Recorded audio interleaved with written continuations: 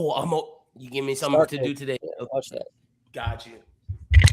Oh, fix my mic. Wait a minute. There One we of the go. best matches in wrestling history. I'm gonna check that out. All right, fellas. We are here today, just us three, man. Just us three. So, let me see real quick, make sure everything's going. You guys hear me well? Yes, sir. Okay, now I see the chat going. I'm sorry. Didn't know if we were live here or not. We're good. We're good to go. All right, everybody. Sorry for the delays always, man.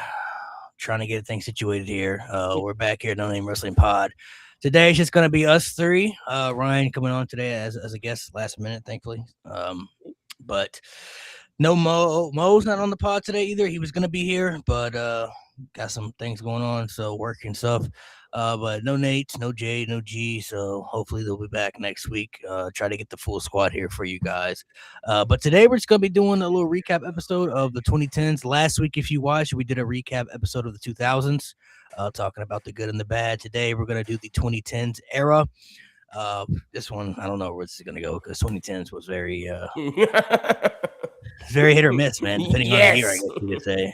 Depending on the depending on the year, I guess you could say it just 2010s were. I don't know how to explain. 2010s were very unique. I'll say they were very unique.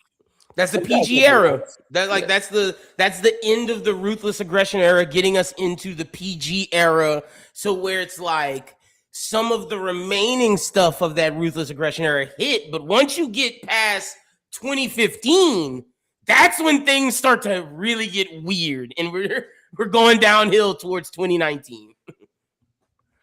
What are you gonna say, Ryan? Guys have some good runs, though. You know, there's definitely some guys that have some good runs. Yeah, there's some interesting things. I mean, 2010 was a big hit for WWE, but we'll talk about it in a second. We'll dive into it. Appreciate everybody for watching. Please make sure to subscribe to the podcast. Once again, next week we do plan to have the whole pod here next week with the more controversial podcast as far as like, you know, give and takes and more opinions and everything. And then we'll be doing a Money in the Bank recap. I'm planning a big Money in the Bank recap episode with some guests. We haven't had like a bunch of guests on the show in a while, so, and some female creators as well. So make sure you guys look out for that for the Money in the Bank recap coming up. That one's going to be very interesting because right now there's like, I don't know, man. There's like no clear-cut favorites right now. It's kind of weird. There's like no favorites right now. I mean, for the men, I know who I would pick, but the women, originally I would have said Chelsea Green, but she's the champ now, so there's no point for her to win it. So, and I don't think you should give it to Tiffany either. Like, there's a built-in story there as well. I think it's what you said a couple weeks ago, where how the person should come from Raw. And to the men's point, to your point, LA Knight, he's fighting Roman, so like he's not going to be in that match. So it seems like if 100%, it seems like it should be a young guy. It should be a Braun Breaker or a Trick Williams. Honestly, I agree. I agree. One of those two would definitely be the best option. So, man, it's interesting to see like where they potentially could go. I'm thinking maybe I would say like a Roxanne, a Lyra, or something, a Lash Legend, but those people are like over right now. They're like that. You know what I mean? Like they're not like it's very interesting with the women, where with the men, the young guys is who everybody's clamoring for. With the women, it's like I would love for Roxanne to get it, but to your point, Roxanne has only had 2 matches in the past like 100 days. You know what I'm saying? Like she's not getting like a lot of play. It could be a vet. If there's one thing, remember, I said this, okay? And I've said this for many, many years, and it continues to happen every year. It's a trend. Every year for Money in the Bank, whether it's on the women's side or the men's side, every single year, they always give us a winner that the fans want, and then they give us a winner that the company wants. It happens every year. Go look at the trajectory of the pattern. I'm speaking facts. Go look at the pattern of Money in the Bank winners since they've done the women and the men. It's been a split every single year where it's like, all right, you know, we give you the men's might be somebody you want, then the women's, all right, that's going to be somebody that we want to push. You know what I mean? Like it happens every single year. I mean, look at last year. To that point, you could say Io was who the fans wanted, and Seth Rollins was who they wanted their storyline for the Vision to be. You know, when the fans wanted LA Knight. Oh wait, yeah, no, you're right. It wasn't Io. It was Naomi. The fans wanted Naomi, and the company got Seth Rollins. The fans have wanted LA Knight for the last 3 Money in the Banks, and he didn't win a single one of those. Not the women were always Tiffany was the favorite. Yep. One year, Naomi was the favorite. Io was the favorite. So it's like that's a great point, Malik. That I never noticed that till you said that.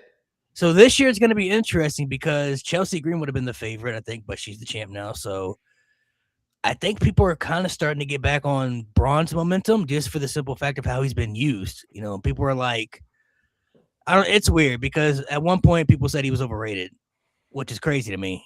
But then ever since Logan Paul got injured, he had to take in that role for that tag team. And then, once he started fighting Otis and Akira Tozawa and stuff, people were like, all right, bro.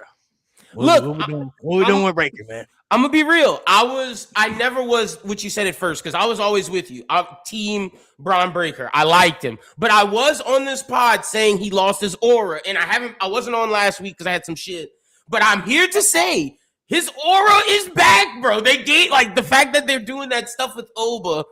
It gave me 100% ruthless aggression, like Batista and Cena. Like, these are the guys, like Batista and Cena. Let's see who can do what. Let's see who can be the top guy. And you have a Trick Williams in that Randy Orton situation. Like, you have, these other young guys that are around it. But to your point, Malik, you always said Bron Breakker.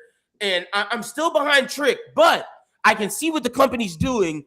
And 100%, they believe Bron Breakker and Obafemi are their Dave Batista and John Cena of this era. Yeah, facts. So it's interesting to see what I still think Braun will be fine. I know some people had concerns because Braun hasn't leveled up yet. He hasn't reached that high pinnacle. But, I never was worried about his position. I still believe he's somebody they're going to utilize for the future. So, Mr. Burnout said Triple H fought Eugene. It'll be all right. Triple H was an established main eventer at that time, though. Yeah, he already been multiple time world champion. He already main evented WrestleMania. Like, he already had made it to the pinnacle. Bron Breakker hasn't got there yet. So eventually he will, though. I still think it's going to be him and Oba are going to be the two next most important guys, the two next most important pieces for the future, I believe. So I don't see them not being utilized. I'm kind of confused though with this little feud stuff because I feel like neither guy can take a loss to each other right now. I feel like it kind of trajects them backwards. Maybe they're kind of just teasing them. Like, my theory behind the whole thing is I firmly believe that this little stare down between Oba and Braun is not really going to lead to a match yet. I think it's just more so of the chase to the world championship. Who's going to get it first? Who's going to capture the world championship first? Is he going to be Obafemi? Is he going to be Bron Breakker?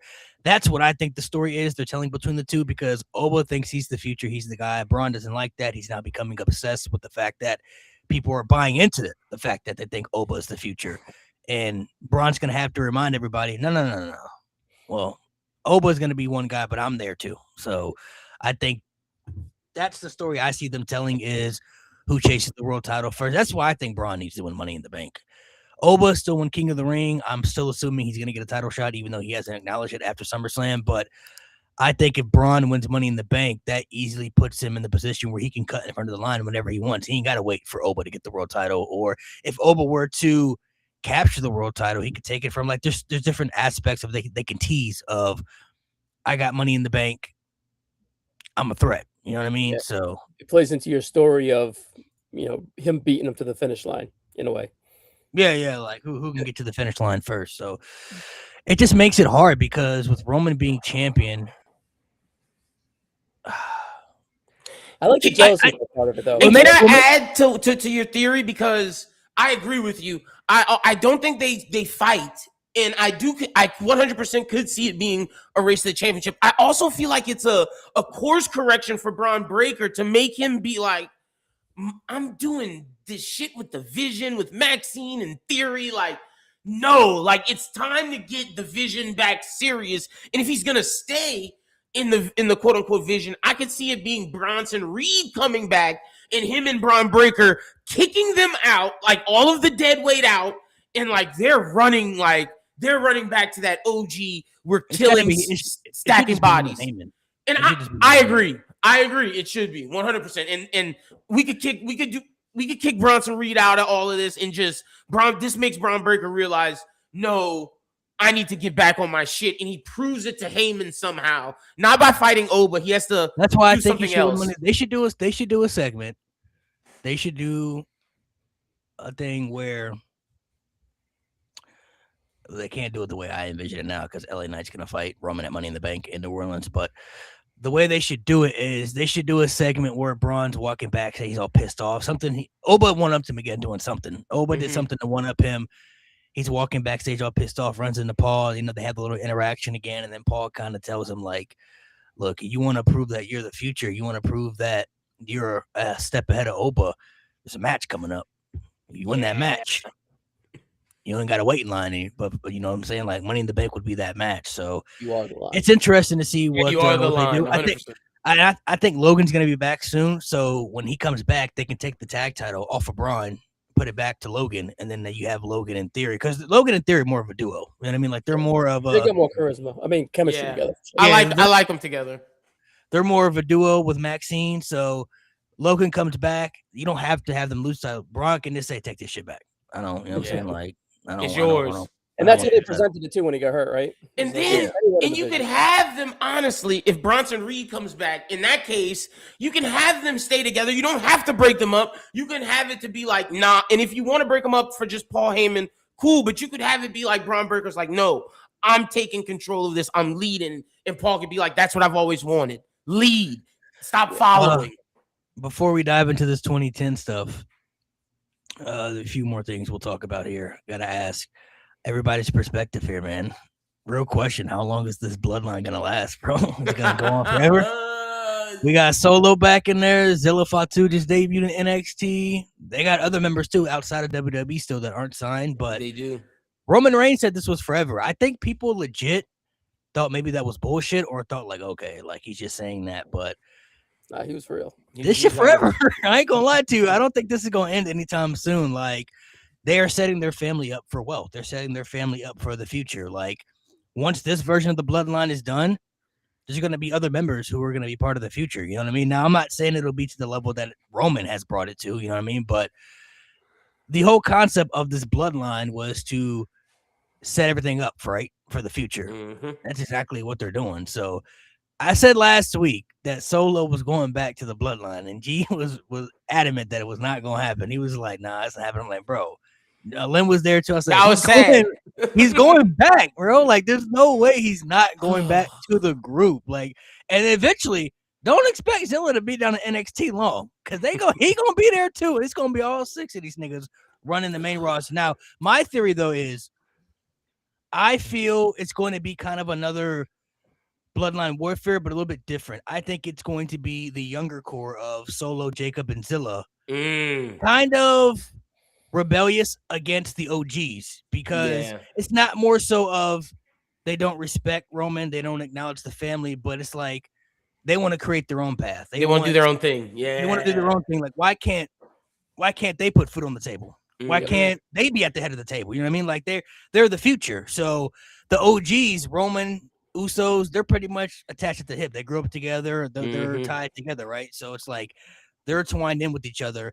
I think eventually, they'll be cool. It'll be all 6 of them. They're together. Yeah, we're the blood. But it's like, I could totally. I think they're going to start to try to break the mold within the family, where it's like Jacob was kind of really forced in the group. Solo's forced in. Solo's kind of forced in. Zilla, we don't know that part yet, but I could see Zilla going in there kind of maybe to help out Jacob, whatever the case is, right? They can come up with a story angle for that, but that's how I kind of see it happening. I think it's going to be like those 3 versus the other 3, and it's like the younger core wants to prove they ain't got to be Roman's lackeys. They don't have to be behind Roman Reigns throwing up the one. Like, no. Like, we can do our own thing. That's kind of the whole point of Solo stuff, right? Solo's trying to tell everybody, like, I'm good where I'm at right now. I'm happy where I'm at. I don't want to be in the bloodline family, because he knows the success that can come with it, but there's also sacrifices that come with it that he doesn't want to be a part of. So that's where I see it going. I agree with everything you said. I'm gonna add to this, because this is probably War Games. I don't think it's gonna be Jacob wants to be tribal chief. Solo wants to be tribal chief. Zilla wants to be tribal chief. I don't think that's what this War Games is. I think the War Games is for them to win, they get their freedom. And freedom in the sense of we don't have to do what the Bloodline and the OTC saying. Not that we're against y'all. We're family. We love y'all. But to Malik's point, I'm solo dolo. I want to do my own thing. I found something. Jacob, I want to go back to being the werewolf or even team with Zilla. Maybe do a tag team run with Zilla. Like they just want to be free. And I could see the fourth person being, and this could get a pop if they build it the right way, Royce Keys coming back after this would happen with Jacob if you want him to be the fourth for the War Games. Whoever, they're going to need a Sammy. Yeah. You can get Sammy, whoever you want to be that fourth to help the young guys become free.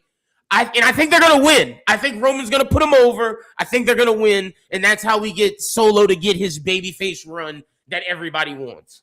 Because I don't think, to Malik's point, he had to go back. But I think this is going to build him to even more of a bigger babyface because he's going to be pouting. He's not going to want to be there. They're going to treat him bad. And the crowd's going to be like, let him be free. Let him be free. And then they win their freedom at War Games. They did do a good job of making Solo interesting, though. Yeah, bro. I care about Solo now. Yeah, but the thing is, do you think he gets kind of zapped like they zapped Fatu? No, I think they didn't zap Fatu on purpose. I think it's just a part of his journey. Mm-hmm. But there's no way Solo could have gotten to the heights that they projected him in, like after WrestleMania 40 when they gave him pretty much Roman's spot for a year, right? People hated that at the time. To your point. I think story-wise, Jacob had to fall in line. I think story-wise, Solo's going to be more of a rebellious voice. It's not going to be the enforcer Solo, like, I'm here, I'm quiet. Like, he's going to be talking back to Jay, talking back to Roman. Like, I think they're going to allow him to build on that, what he has right now, to make him more of a star when he breaks free. I'm just curious of the why. Is it just to get them all back together? Yeah, that's what it is. They've never had, they've never had the group together with this core. You know what I mean? Like Jacob that's what Roman wasn't wants. around. Jacob wasn't around when they first were doing their thing, and then when he came to WWE, he wasn't in Roman's bloodline. He was in Solo's group. Yeah. Zilla obviously just got there, so he's new and fresh. But you know what I think's missing? They need to act heelish. Like they need to have heel tendencies.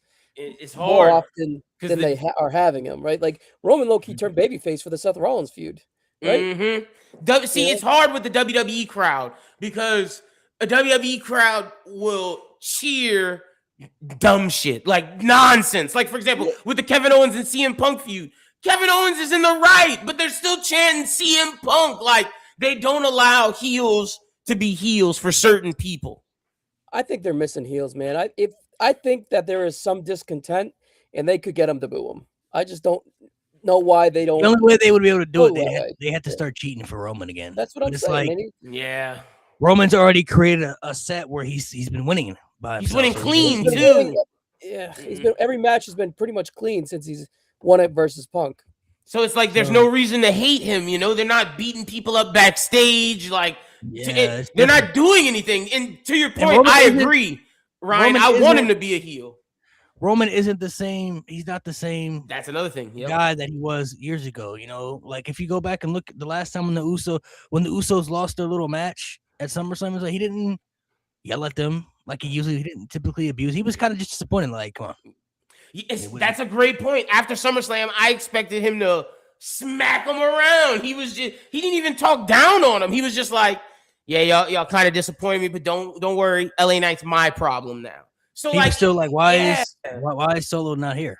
What like? We need the family back here. So it's an interesting dynamic of how the story works with the whole family aspect. It's like how important is family compared to independence, I guess, is how you can look at it when it comes to a certain aspect. It's like they want to build up their family and make it head honcho, but there's egos, there's consequences that come with it. So it's like, how much do you really love your family at the end of the day? The bloodline. So that's where I see it going. I firmly believe all of them will be back together, and then War Games, baby. The split will happen. I don't think it'll be the War Games. I think that's probably too soon. You think? Because Zilla's still going to be in a War Games versus like other baby faces. Right? Okay. They'll fight somebody else. Okay.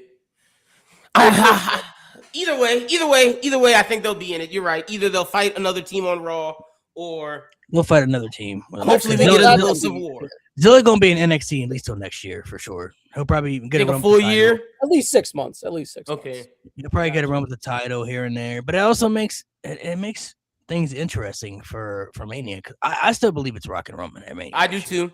In Saudi Arabia, that's what I believe. So, and honestly, Zilla kind of needs to be in NXT because, to Grayson Waller's point, I mean, NXT needs male stars. Like right now, you have Cruz Montana, you have Grayson, you got Zilla, you got Tony D. It's interesting now because Cam Hendricks and Mason Rook, they're not in the main event. Like they're cool mid-card faces. Like Tavion Heights, he's a mid-card guy, even though I would love for him to be a main event guy, but he's not. Miles Bourne's a mid-card guy. So like you need Zilla to be there. He had the biggest pop we've seen in NXT in forever. But I wanted to, before we get to the main stuff, Malik, I wanted to ask you about two things. How are you feeling? Because SmackDown's my shit right now. I'm loving SmackDown. We getting some of the best story. I'm excited. How are you feeling about Kevin Owens and CM Punk? SmackDown, it's all right. It's okay. You not liking it? SmackDown in general is still the same to me. Ain't nothing changed. It's all right. Okay. See, look at all the star power they got now. That's what I'm saying. I'm liking the feuds. Yeah. I got Raw, and they were like, all right, Roman's got Raw, so we're going to send every motherfucker to SmackDown. Mm-hmm. That's what they've done. That's why I'm liking it. SmackDown's looking good right now. You know, Cody and Randy doing their thing. That feud picked up. Kevin Owens and CM Punk doing their stuff too. They got some good positions as far as how it could be featured. Raw I would probably say Raw is, I think, a little bit more watchable still consistently, but I think they're starting to.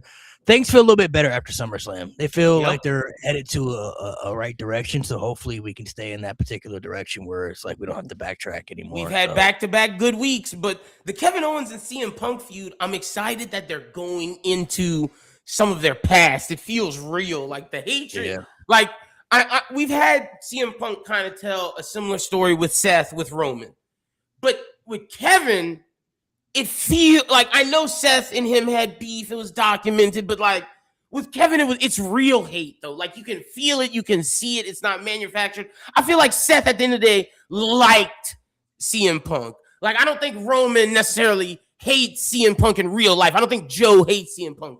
I think Kevin Steen hates Phil Brooks, and you can tell in the feud. That's what makes it so great. It feels so real. And then with Randy and Cody, we're finally getting the realness. Like it just makes me so mad about WrestleMania because why couldn't we get this then? But I'm not gonna. That's in the past. I'm not gonna rest on it. The fact that Cody's like, I'm gonna do bad guy stuff. I wanted him to hit Randy with that chair. We're getting closer and closer to Homelander. Do it, Cody. Go full force. And then the final thing I'll say is, Chelsea, that pop, move over, Rhea.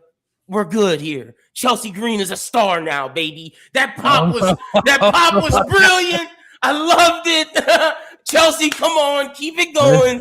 Let's relax. Pump the brakes. That's fair. And then I love that Gunther called Matt Cardona a catering warrior. That was a very good opening segment to SmackDown. They played that really well, right into the crowd's hands. They fed into it. We all fed into it watching at home. They had us on the edge of our seats watching when it came to thinking that they took it from Chelsea, making it unfair, but then they gave it back to her and everything. So they did that really well. Chelsea is one of the most over people they got right now. Yeah, bro. But not Rhea Ripley level though. Not fair. Rhea Ripley level. Rhea Ripley come back, she getting a crazy reaction. I'll say she's the most over woman right now that's there. I think everyone's just kind of happy for her, and that may dissipate. I would like to see her in a title match if that we're gonna get a story. If that interest would carry with so you know what's going to be interesting though, and I'm talking just based off crowd reaction, not internet. Internet is very different. Yeah, facts. We know what side the internet would pick, but based off crowd reaction, I'm interested to see who they would favor more, Chelsea or Rhea. That's going to be interesting to see which side. I still think it'll be Rhea crowd reaction because she has too much aura and popularity. The internet obviously is going to side with Chelsea.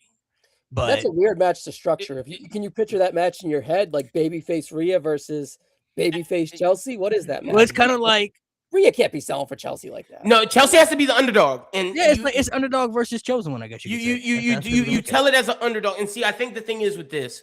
So I'm a big Chelsea Green fan. I've been a Chelsea Green fan on this pod. It's been known. I watched her in Lucha Underground. She can really wrestle. And the thing is, when she came back, they had her as a comedy character, and they've been slowly building her back to show that, nah, this girl can hoop. So I think with this reign and the fact that people love her, you have her as this underdog. She's no longer, I wouldn't have her cheat anymore. Let her win from the bottom and you build up. The Rhea match isn't anytime soon. So when Rhea comes back, it's like, oh, we've seen Chelsea fight. We love it. You have Rhea beat her, and then you have her chase. And it's not oh, Chelsea wanted it out of the sky where she got a chance to climb the ladder. And yeah, she won. It was a fluke. No, this time she's chasing for it, and it's like, will the crowd be behind her? And I think, Malik, that story works if, to your point, when Rhea comes back, who the crowd chooses. Yeah, it's gonna be interesting. I'm not sure. I think they'll still probably favor towards Rhea if I had to pick, but it just depends. It just depends how they build Chelsea till when Rhea comes back. To your point, like right now, if Rhea came back, I agree with you. I think they choose Rhea, but if they build Chelsea the right way and tell Rhea, like, for when Rhea gets back, it'll be interesting. Because like now with the women, it's like, okay, if this can maintain, to Ryan's point, that it's not a fluke, you have a new star, man. Like we haven't had like a legitimate women's star outside of Rhea and Bianca that's new, because the Tiffany stuff faded. Tiffany faded away. Like let's be real. So in Lyra, people like Lyra, Roxanne, we don't know, but it's the legends, and then Rhea, Liv Morgan, and Bianca. But now that Chelsea here, it's like, oh, we could have a new established figure. I just have to see a wrestler. Yeah, that's going to be Tiffany. That's going to be Chelsea's first big feud. It's going to be Tiffany. Like, that's going to be the first, because they took the title off her for a reason. So you don't think they do Nia Jax first? Nia will get out the way. That'll be a little filler. Tiffany's gonna be okay, I see what you're saying. The real first feud. They don't turn Tiffany heel back where she should be, and then her and Chelsea are gonna. Yep. Hopefully, give us some graps. That's what I'm hoping. Yeah, some real like bring back Lucha Underground Chelsea Green so Ryan can see she's a hooper. You never saw her on Lucha Underground? No, I've seen. Oh, okay. But it's not canon, really. You know what I mean? No, it's for 100%. I would rather just see. Yeah, I want to see her in a world title match before we kind of go with her, anoint her with any title. See what she can do as champ. I got you. Yeah, let her prove herself. That's fair. Yeah. All right, let's dive into these 2010s, man. So we'll talk some of the good and the bad here. I do want to say, right from the jump in the year 2010, WWE did take a big hit. That's when the era really started to change. I mean, they were already PG before then, right? But 2010 was a downgrade for WWE because the superstars they lost really took a hit for them. The superstars they already had established in the main event scene. You got to think like Batista left that year, Jericho left that year. Shawn Michaels. They already had lost Jeff Hardy. Shawn Michaels retires. Triple H moves part-time. Undertaker is part-time now as well. And then they would lose Edge a year later. I was about to say, Edge is right around the horizon at 2011. He's out of there. Bret Hart leaves. Yeah, thankfully. So they pretty much had Cena. You had Randy floating around. Punk would become a big star for them. About a year later. Daniel Bryan is bubbling. They were relying a lot on Cena. Like Cena was basically their big main attraction for a couple years in that time frame. But the early stages of 2010s were very weird because the roster was suffocating so much in star power. If you go back and look at the 2012 Royal Rumble, that is one of the most oralist Royal Rumbles you could ever watch. They had 3 announcers in there. You had ring announcers in there as well. Karma was in there. Like, you had such lack of superstars. It was so bad during that time frame. Wasn't Hacksaw Jim Duggan and the Road Dogg in it? I think Hacksaw was in there. Wasn't Michael Cole in it too? Michael Cole was in it. Like, it was bad, bro. It was bad. It was genuinely one of the worst oralist rumbles you could ever watch. But going into the early 2010s, we did have some good stuff.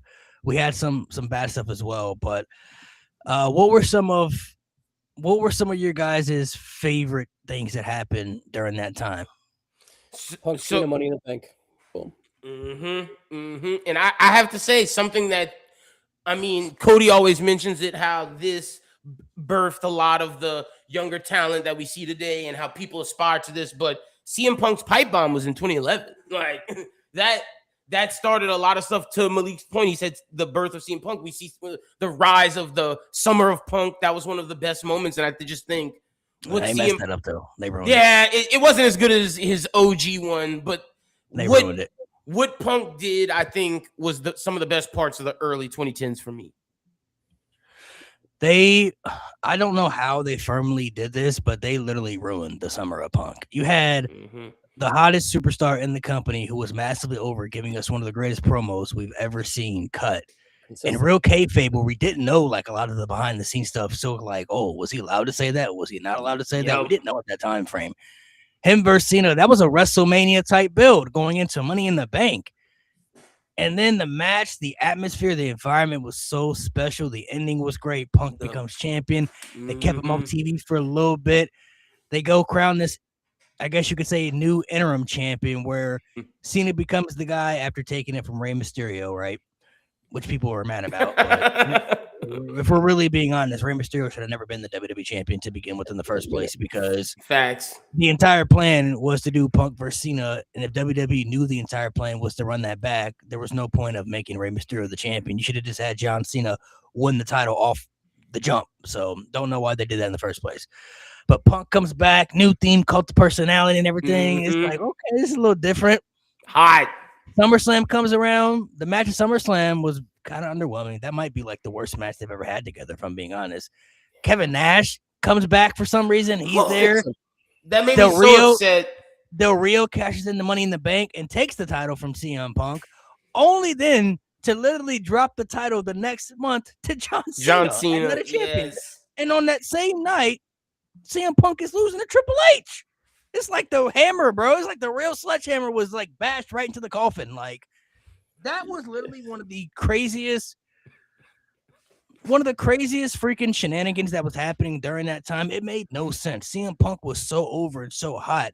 Literally, you could have had another Rock and Austin situation where you could have had Punk and Cena, two guys, be at the same time face of the brand, where you had Cena was for the company, Punk was for the people. It would have split out and made it so evenly great at that time, but they never believed in CM Punk to be the guy. John Cena was the guy no matter what. Didn't matter what CM Punk did. Didn't matter who got over at that time until they found their next guy, which we didn't know at the time. But, until Roman Reigns would come around, they didn't know who they wanted their next guy to be.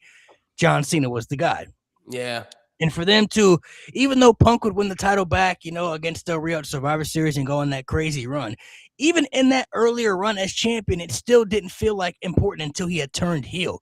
He wasn't main eventing the shows when he was champion. He couldn't even get a main event with Daniel Bryan over Cena and John Laurinaitis on a pay-per-view. He couldn't get a main event at WrestleMania. He couldn't get a main event at No Way Out. You know what I'm saying? It was still John Cena versus the Big Show in a cage. Like, he wasn't on the posters. He wasn't on the ice cream bars. That's like some of the stuff he's talking about in that podcast. Like, they didn't treat him how he was supposed to be used based upon what his popularity said he was owed, which he was right, to your point. Like, that Kevin Nash shit, Malik, pissed me off. So, like, it made no sense for Kevin Nash to appear. Like, none. It was so random, bro. Yeah, they just didn't fully want to go with Punk. There was no payoff for it, too, because CM Punk never even had a match. He ended up fighting Triple H, to your point. He ended up fighting Triple H in a ladder match with a sledgehammer above the ring. Like, But I will say, and I want to get y'all's take on this.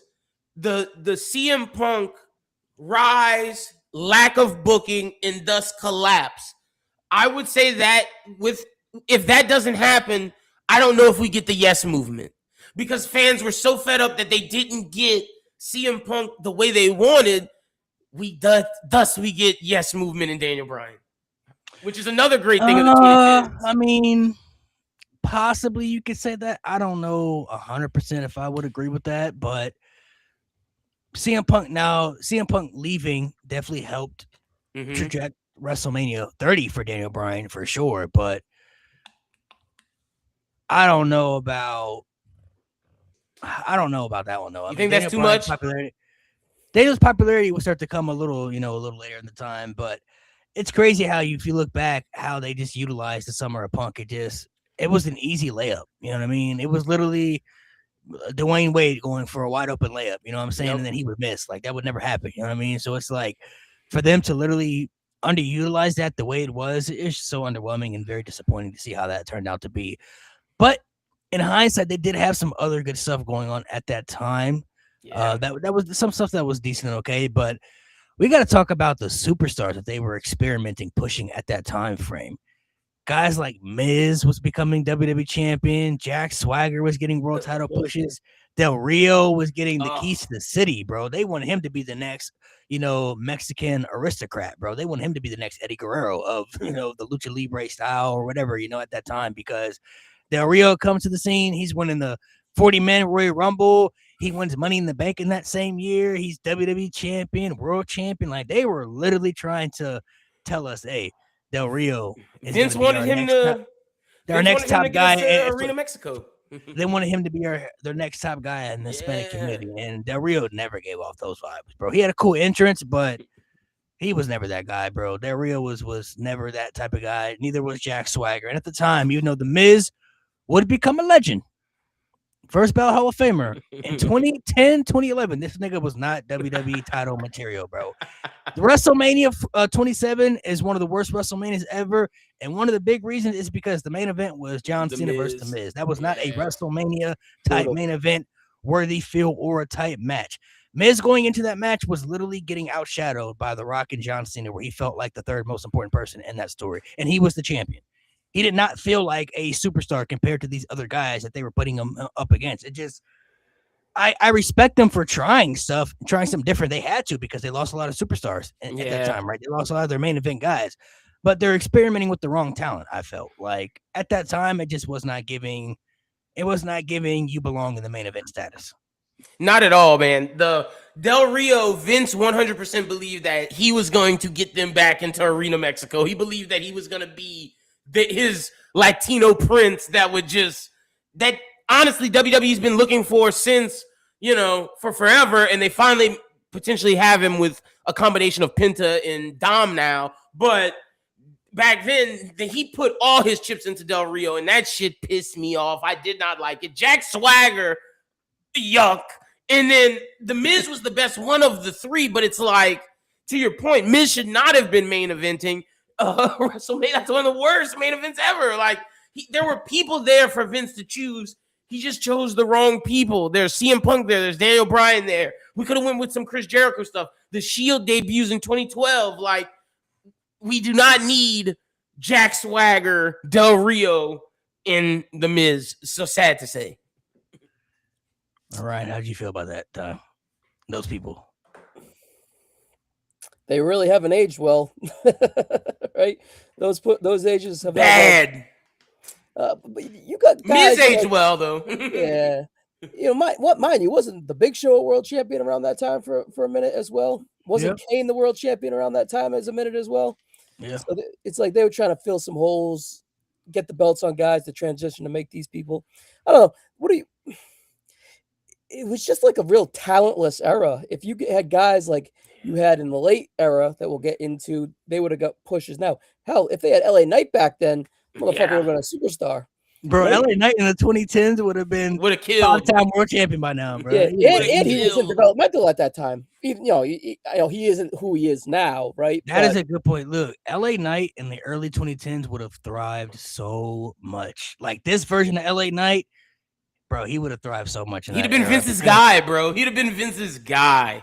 Because he might not even have to be a Vince guy, but they would have had no choice but to push him because they had lack of talent. The main event guys weren't flourishing at that time. You see, at Cena, you had Randy, you had, like I said, Punk when he came up on the rise. I mean, that was pretty much it. It was those three. So LA Knight would have thrived a lot during that time. He would have flourished a lot in that era, but now he's in this era of like, it's kind of like the timing, man. The timing is bad time for everything. But just a product of no NXT, really, a product of Florida Championship Wrestling that was like half pregnant as developmental. They weren't really. It was a shadow of OVW, which maybe were high on their own supply after supporting Batista, Cena, Orton, Shelton. You know who else? You know what else they fucked up at that time? I'm thinking about too. The Hall of Pain, bro. Yes, bro. Pain, bro. They fucked that up too in 2011. Golly, he got hot. He got real hot. How does this happen? Like Hall of Pain, the Hall of Pain buildup was great. The way they build up the Hall of Pain was fantastic. But then after he wins the World Heavyweight title, go back and look at them feuds, bro. Look at them matches. Man, they did Mark Henry dirty. Damn, oh my god. What do you have, a championship for 4 months? If that, yeah, maybe if that. 4 or 5 months. You know, if that, like, oh, man. It felt like it felt like it went by fast, and it wasn't any really good matches. Like that's the thing. Hall of Pain was so lit, bro. It was so lit. It was one of the best things. And then 2010s, I see Rob talking about it. Another thing that just wasn't that great. You got the Kane and Undertaker feud in 2010s. Like, Kane was so washed. Kane Undertaker 2010 was not good. Yeah, bro. Kane was washed in that era. It's crazy because Undertaker does the great stuff with Shawn Michaels. You get the Triple H stuff later on. Undertaker's great in this era, but Kane, he's Mayor Kane by this point. Don't worry. It adds to Kane.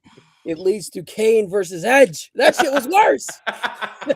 Bro, remember when he abducted Paul Bearer and put him in the freezer? Oh! That shit, it was terrible. Let me get on the freezer. Nasty. Put his ass in the freezer. He's like slicking his hair back like yes, fire. That shit was terrible. He put this nigga in the freezer. Just nasty. Oh shit, bro! I just remembered that, man. This nigga was stuck in the freezer for like 2 weeks, bro. Just freezing. Yo, that was like what? My TV SmackDown, whatever. That yeah. A bad era of SmackDown. Man, that is crazy. Now that you brought that up, I completely forgot about that until you brought that story up. I'm like, bro, he was literally stuck in the freezer, bro. And they thought if they would be all right 20 years later, my god, pop of those two, Edge and Kane have a Funko Pop. Like that shit was fucking Brett and Shawn in 97. Like, what are we doing? Golly, man. SmackDown 2010 had a banger theme though, man. Banger theme, I will say. But there were some there were some banger themes. We should maybe talk about that a little bit. There were some banger themes. Alex Riley, Mark Henry, like the Nexus was even a good theme. The Nexus was a thing in the 2020s. Oh, I see that. The best theme was kind of fire. The best core. The core had a good theme though. They did. They had a good theme. Zack Ryder had a good theme. Like you mentioned, Alex Riley, bro. Evan Bourne, that theme. Oh Evan my Bourne had one of the most underrated themes of that era, bro. They were given like the most random jobbers some of the best themes. Still one of the greatest mid-card jobber themes ever is David Otunga. I don't care anybody. Oh yeah, you're right. All about the power. That David Otunga theme on WWE 12. Literally every superstar I created, that was the entrance theme, and then nobody else was getting a theme besides that theme. That theme had so much aura attached to it. Like even Ryback's theme wasn't that bad, bro. Ryback's theme was cool. Yeah, it was solid. Yeah, motherfucker wanted me to get a coffee cup and just start flexing. That's how good that theme was. Remember that was the Titantron. Kofi Kingston, the SOS theme. Oh, yes. But they had a lot of good themes around that even time. Our Truth theme started back then, which is pretty good. And do y'all think, you mentioned the Nexus, do you feel the Nexus got buried, or do you feel like they were talentless? No, I think they got buried, man. And I think the Nexus buried is one of the reasons we just talked about lack of star power. The Nexus was the chance. Like, if anything, Wade Barrett should have been a guy that was moved up. He had everything. And I think Cena burying them really affected Wade Barrett and everything that happened forward. Yeah, there were some interesting. I think the Nexus for sure got buried as a group. We look at them as a group.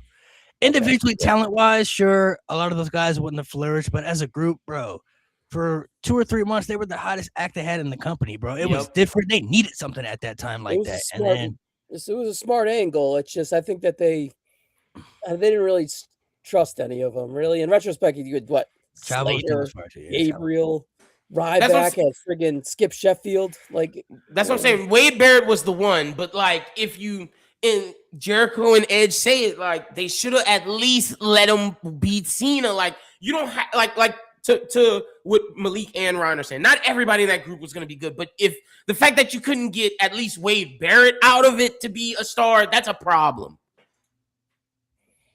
Yeah, Wade Barrett easily could have been a star. And Wade Barrett had some banger themes too at that time. He had some really good themes that were. Yeah, he has some really good themes around that during that time frame too. Some banger gimmicks too. Bad News Barrett. Bad News Barrett was great, bro. Like Barrett was cool. We got to talk about 2010 was kind of rough. Between John Cena, Baloney Fudge and Mustard, the unanimous Raw general manager, between Paul Bearer getting stuck in a freezer, them messing up the Summer of Punk and fumbling the Hall of Pain run as well. There were some great things that happened at that time. One of the best things that happened in that era, I think, arguably, this is still the best return WWE's ever had, bro. I don't know how they got The Rock to come back during that time, but yes. When The Rock came back in 2011, honestly, I was in disbelief. I couldn't believe it. Yeah. It was on Valentine's Day too. That was I did not know that The Rock was gonna when they were talking about we got a guest host. I'm like, who the fuck is the guest host? I don't know. What about the guest host era? No. That was 2009. That was 2009. Oh, 2009. Jon Stewart. But that was done so well because remember they had Stephanie in her high heels walking out. Yeah, like the little legs. So I'm like, who is? And I didn't even put two and two together. Like when they did the electricity tease and everything, I didn't put it together. Like, it's been a minute. It was 2004 was the last time he was there, and he was there for a cup of coffee. When that fucking music hit, that's one of the craziest pops. Yeah, I remember it. I remember being in my living room just going nuts. It was sick.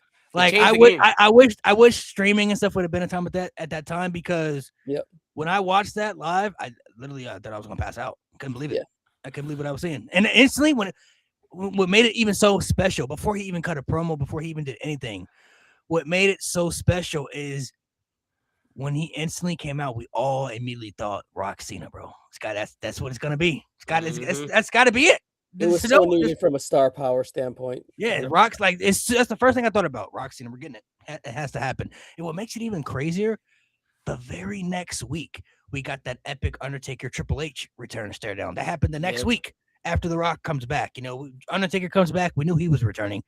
We hadn't seen Triple H for like a year at that point. So when he came out afterwards, that was crazy. And then we had that stare down in the ring where they didn't even speak words.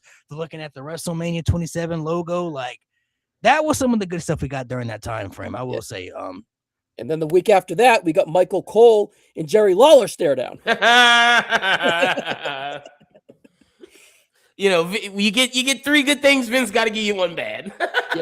Here's the thing. WrestleMania 26 and 27, not to go back to the bad shit, but they had two of the worst WrestleMania matches in WrestleMania history. Yeah, it did. Two of the bottom five for sure on anyone's list. Terrible. Oh my gosh.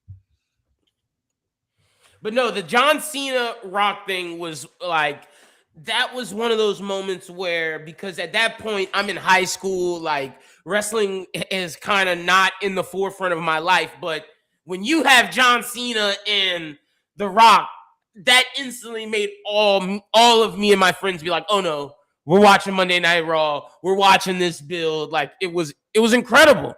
It was phenomenal. And it was so good that it made us watch next year when they were like, oh, we're going to run it back. But in WWE fashion, it just wasn't as good as the first one. They probably shouldn't have run it back either at that time. The first build. Let's talk about Rock Cena, the first build.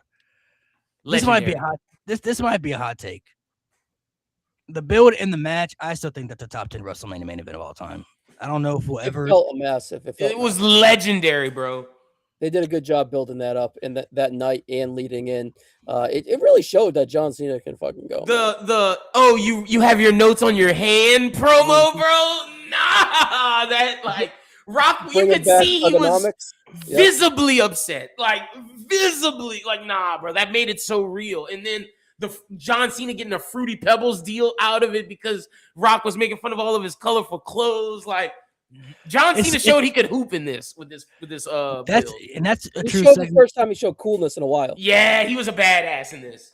Yeah, because he had been the good guy up to that point. But even still, I think a lot of the Attitude Era fan bases, I think a lot of those people, they don't want to look back on it and realize Cena was one up in Rock a lot. He was, yes. Promos. In those promos, there are some that the Rock got advantages on, but Rocks were always more comedic, more funny. You know what I mean? One of the best segments they did like little promo segments where he threw Cena's gear in like the Boston Harbor. Oh, yeah. He cut the little promo talking about sticking the feather up his ass and stuff like that. Like little stuff like that was funny.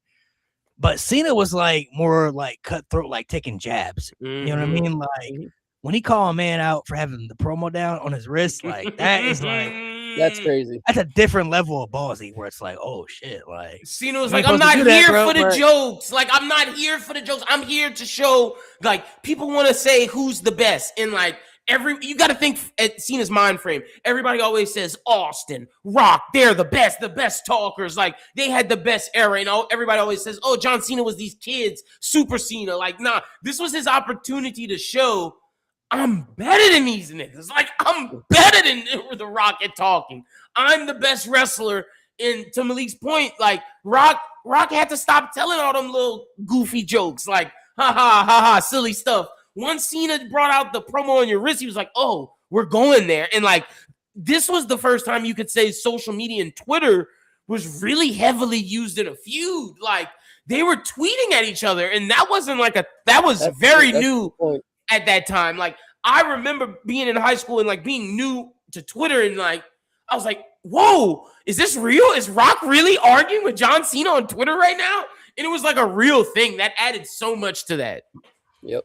It was so like that, and the Taker and Triple H build going into that Mania those years. God, man, that was like, and Punk and Jericho was good too. That was a good don't sleep on. Yes, Punk and Jericho was incredible. The end of an era and Rock and Cena, like that was like must watch shit that you could not miss, because SmackDown was not watchable at that time. No, but Raw, man. And you got to give Taker credit, because for 3 years, back to the first two Shawns and then to end with the Triple H match. Yeah, 4 years. You're right. For Taker to do what he did, like that was just incredible. And you can argue for the Graps fans, the sickos out there, the best Graps match was CM Punk and Chris Jericho. Like they cooked in that ring, baby. That was a good match. Match. I will say one thing that pissed me off, that when Undertaker cut his hair, they revealed that shit. I didn't like that, bro. I didn't like that either. He looked old as shit. I didn't like that, bro. No, I like that story though. Like, it showed that he went through some shit because he was gone for a full year. Okay, I see what you're saying. I mean, it added to the story, but like, I ain't like how he looked. I'm with Malik. Yeah, that's the first time that Undertaker like felt old. That's what I'm saying. I realized.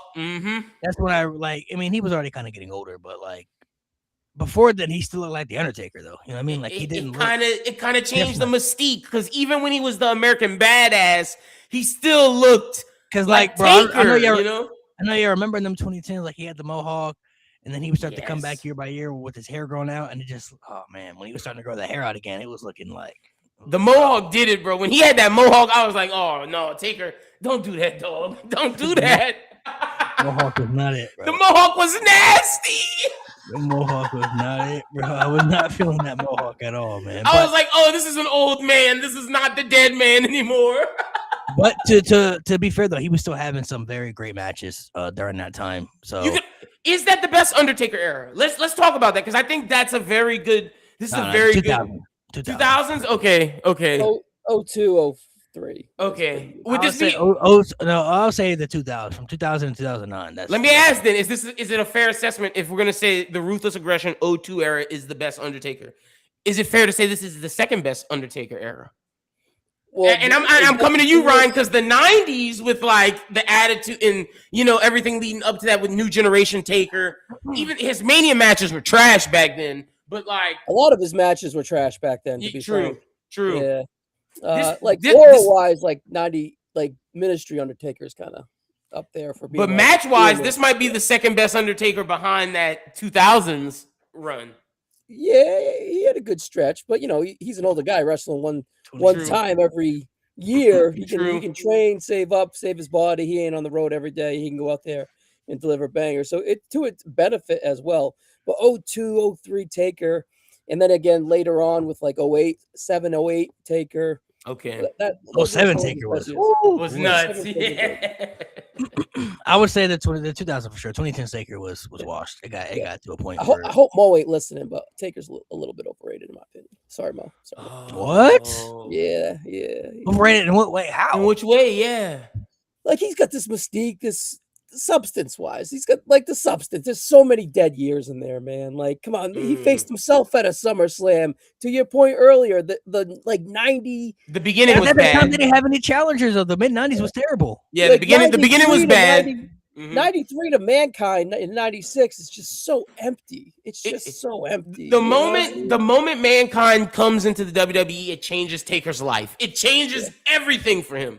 And then 96 Taker all the way till he gets hurt at like WrestleMania 17 is pretty fire. Good. Yeah. I don't think that makes WrestleMania 15. I don't think that makes him overrated though. That was just lack. Like if you look at that time, they had lack of talent at that time, lack of challengers, and this was the 90s were very different compared to other eras because it was very character based driven. The body of work for the years put in. And I blame you gotta look at the people he's working with too, though, like Giant Gonzalez. You know what I'm saying? And I blame Vince. Like, why are we doing Giant Gonzalez? Why are we doing Giant Gonzalez when Vader's right there? Like the fact that we weren't getting Taker and Vader, like they were. Like Vince was on some dumb shit, bro. Like we saw what it was like when he was working with those top guys. When he was working with Brett, when he's working with Shawn. He could for sure go. I said a bit. You know, he has some runs in him for sure. You're not gonna be around for 30 years if you don't have runs in you, right? Or if you don't have mystique. There's just a lot of empty calories in there. You know, there's just a lot of. He even got a good match at the Diesel. That's one of Diesel's best matches at that time frame. It was. 12. Yeah, 12's pretty good. It's one of his best. The Brett match is really good too. But the Brett matches are Diesel's best, but the one at WrestleMania with Taker's best performances. Like I don't think that relies on Taker. Like character wise, he got it really, really over. He had mystique to it. He could talk, fitting for the character gimmick. He knew how to reinvent himself when it felt, the American Badass stuff and everything. Like he fit in. And then you look at his body of work of stories and matches. Like I can't really fault him for the earlier stages. Like when you're working with talent that is bottom tier beneath you, and then when they suffered in the mid 90s, when you had people leave, go to WCW, and then you're searching for newer stars to kind of fit in that mold. Like some of the guys they should have pushed at that time, like Owen Hart. Mr. Perfect, bro. Razor Ramon, like these were guys that Taker didn't really have programs with either that they could have. Those could have been good stories right there at that time too. But he's working with these other guys that he's in an attraction role. He's in an attraction role to add depth to the card. And see, and that's the thing, Ryan, that really I think hurt Taker. The fact that Vince saw him as that attraction role until the Mankind stuff. When you're like, oh, this guy can be here week to week because.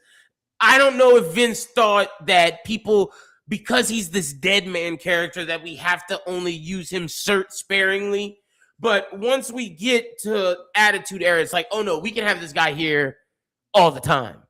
So the debut to the Jake stuff is some pretty decent stuff. 93, 94, 95, trash. 96 through Ministry of Darkness. It's pretty legit because you get the Mankind stuff and that rolls into the Kane stuff. That's legendary all-time WWE stuff. The Shawn Michaels stuff too. Yeah, but the SummerSlam match versus Stone Cold is a bit of a letdown, but the build up to that, the Highway of Hell, is fucking fire as hell.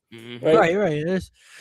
There's great stuff in that time. Like I'll say he never really had good chemistry with The Rock. They never really meshed. Yeah, he didn't go with The Rock. I mean, in the 2000s, like Undertaker over is kind of crazy. I don't know, it's kind of wild to me. Undertaker in the 2000s with Edge, with Randy. Oh, that was my peak era. Like, yeah, he had some crazy stuff in that time frame. But going back to the 2010s, put a cap on it. That's a good discussion for another day. He's a great bridesmaid. If he's got a guy he can go with, he's got the presentation to deliver. That's something we should do. Yeah, we'll talk about that. If he's the guy in the feud, he's a little overrated. That's all I'm saying. I've never heard that before, but I like it. I don't know if that fits. I don't agree with it. I don't agree with it at all. But it's a great conversation. Yeah, it is a good conversation. Well, we could dive into it a little bit. I feel like, I mean, his character-wise, I don't think Taker is ever meant to be the lead guy, though. He's not the guy. He's never been the face of the brand. He's never been the company. He's never been the face of the company. That was never his position. But he's probably the best superstar in the company's history ever to never be in that role and flourish so well, better than anybody. where he didn't have to be the champion. He didn't have to go after titles. He didn't have to be in a main event role to feel important to the show.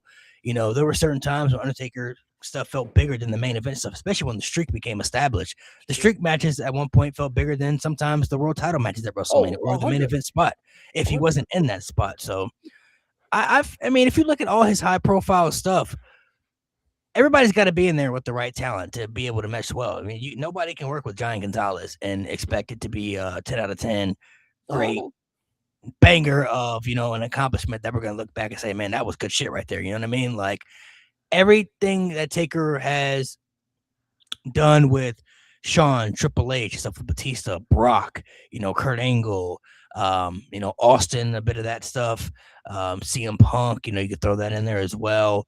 You know, he's got some like legendary stuff with a lot of the top guys, which that's what makes you legendary. If you can't perform with the top guys, then it's like you don't belong in that top guy spot.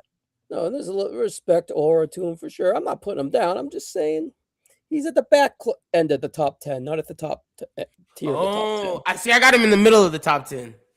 Yeah, he's 8. Wait, top 10. What are we talking about? What are we talking about? All time WWE. He's at the top 5. That's what I'm saying. I got him in the I got him 5, 6. No, but he said bottom top 10. He's top 5. He's 8, 9, 10. Oh no, I can't do 8, 9, 10. Undertaker is we're talking just WWE, right? Yeah, just WWE. Oh, he's a Mount Rushmore guy, WWE. That's what he's a Mount Rushmore. If he couldn't carry the candle as the top guy and he's always there as a supporting guy, how are you going to be on the Mount Rushmore if you can't carry the candle? Because he never had to be that. That's what I said. He flourished more than anybody in that role. He didn't have to be in that role. There's nobody else that you could look at that didn't have that position that flourished as well and as long as Undertaker did. Not to mention the greatest character the company's ever had. That's what I was about to say. You got to give him credit for being the best character WWE ever had. It evolved many of times. Ministry into the dark. There's no character. Plus, it's like there's no character that did what he did. Like that would have worked if anybody else played it. Because like, if you kind of look back at the character, it is kind of cheesy a little bit because it's like, oh, that guy, you know what I mean? Like, you know, that's it's hard to make that work, and he made it work. But look at Kane, man. I think Kane is a perfect example of the opposite of like. After a certain while, that Kane character became goofy, and you knew it. Like it was just a thing. Like whereas Taker, I felt his aura and his mystique maintained until the end. Whereas with Kane, it didn't even maintain to like the halfway mark. You know. I mean, everybody has good and bad attached to their careers, though. There's always going to be highs and lows. Years long. True. Yeah. There's going to be highs and lows of everybody's careers. You know, that's part of it, though. I need to know these names. Who are these names you have above the Undertaker all time in WWE? All right. So Rock, Austin, Cena. Okay. Rock, Austin, Cena, Hulk. Yes, okay. I understand it. That's 4. I'm counting for you. I got you. There's 4. I think that like the Macho Man's on his tier. Ooh, that's Macho. Okay, that's 5. Keep going. I can't get the Macho Man. I'm not giving him Macho either, but I want to hear his list before we critique. No, I think that Undertaker has had a longer career than Mick Foley, but I think Foley's highs are on the tier of the Undertaker. Mick Foley has a special place in my heart. Undertaker? He's a special place in my heart. Mick Foley has a special place in my heart. Mick Foley has had a phenomenal career. Not in the WWE, though, compared to the Undertaker? Mick Foley has made more wrestlers than the Undertaker. That's an assessment you can debate and make sure. I did say that Mick Foley had a fifth of the Undertaker's career to set the table. I was about to say the issue with Mick Foley maximized those minutes more than the Undertaker maximized. Who are these other names? Go ahead. Who are these other names? All right, So we're at 6 with Mick Foley, and I'll explain my Mick Foley issue. I prefer Sean's career. Sean is. I'm shocked you didn't say him before. Yeah, you could say in a capacity that Brett did more. Okay, Brett did more in a shorter window. We need names that you're putting above. So we got 2 left. We got 2 left. We got 2 spots left. You're at 8. Okay, so let's go back. Refresh. Who are people that you are 100% ranking above the Undertaker? There's no ifs, ands, or buts. You're gonna make me pull this shit up. Yeah, while you're pulling it up. You already got a list. I got a list, bro. All right, while you're pulling this up, I'm gonna say my Mick Foley thing. The Mick thing with me is you can't say Mick Foley, I feel, with just WWE, because I think Mick Foley is a top 10 wrestler when you talk everywhere. Because to me, Mick Foley is one of my favorite, because I'm a deathmatch guy, and Mick Foley got me into death matches. But some of his best shit is in Japan. That's not WWE. So if we're talking all-time wrestlers, I have Mick Foley top 10 and high. But if we're talking just WWE, I don't know if I can say Mick's WWE career only is top 10 worthy. He's top 15 though. He's top 15 easy. In WWE, bro. Oh damn, Malik, I can't do that. In WWE, he's not top 15, bro. Top 20. Top 20, sure. I'll say 16, 17 at the lowest. I'll give him. Foley's up there, man. I love me, Mick Foley. Foley reinvented the Undertaker. Foley made Austin. Foley made Edge. The Rock. Foley made Triple H. Foley made Orton. Foley made Edge. Those are 6, 7 guys right there. I will say Edge and Orton were made by both Foley and Undertaker. I gotta give him. He elevated those guys, not made them. He elevated those. Yeah. He elevated Austin. He made Austin. You know, he was a good foil for Vince.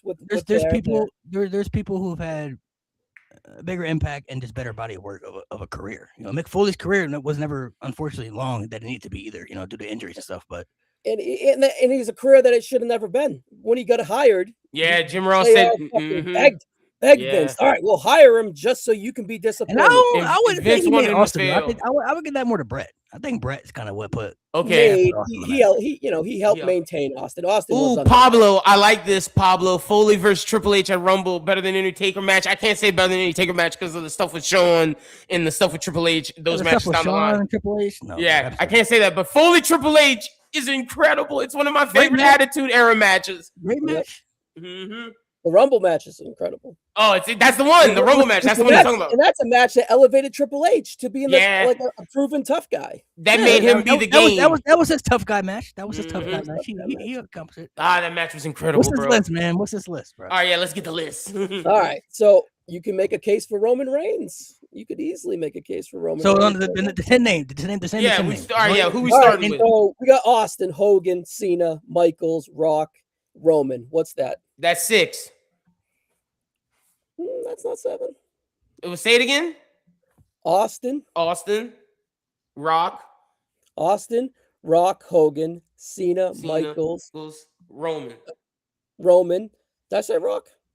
Yeah, you did. That's 6. All right, and now that's well, I can't say Bruno Sammartino, but Bruno Sammartino had a better career. I can't say it though. I can't say it though. Yeah, don't say that one. I can't say it. Now that's 6. Now this is the ones where you find the Undertaker in this tier. I think y'all can be mad, but there has been enough shit for Brock Lesnar to match the shit that the Undertaker had. I think that they are very comparable careers. They're in that Andre the Giant attraction role, and I prefer Brock Lesnar over the Undertaker. Okay, so we're at 7. From a match quality standpoint, right? And then CM Punk in the last 3 years mixed with 2010 to 13. That's a hell of a run. That's 6, 7 years right there. Come on, bro. We're at 8. You got 2 spots left in the top 10, Ryan. Where does Taker fall? Bret the Hitman Hart. Bret 9. The Hitman Hart. And then boom, there we go. Then Taker at 10. Taker at 10. Oh, that was nasty. That man said CM Punk came back for the final time. CM Punk does not my initial point was he's bottom 10, and I proved my point. He's anywhere from 7 to 8 to 9 to 10. Most of those names weren't valid though. Now I can give you Cena. I'll give you Austin. I'll give you obviously Hogan. Even if you want to say Rock, because Rock had one of the greatest peaks of all time. Biggest peak ever. Roman, maybe.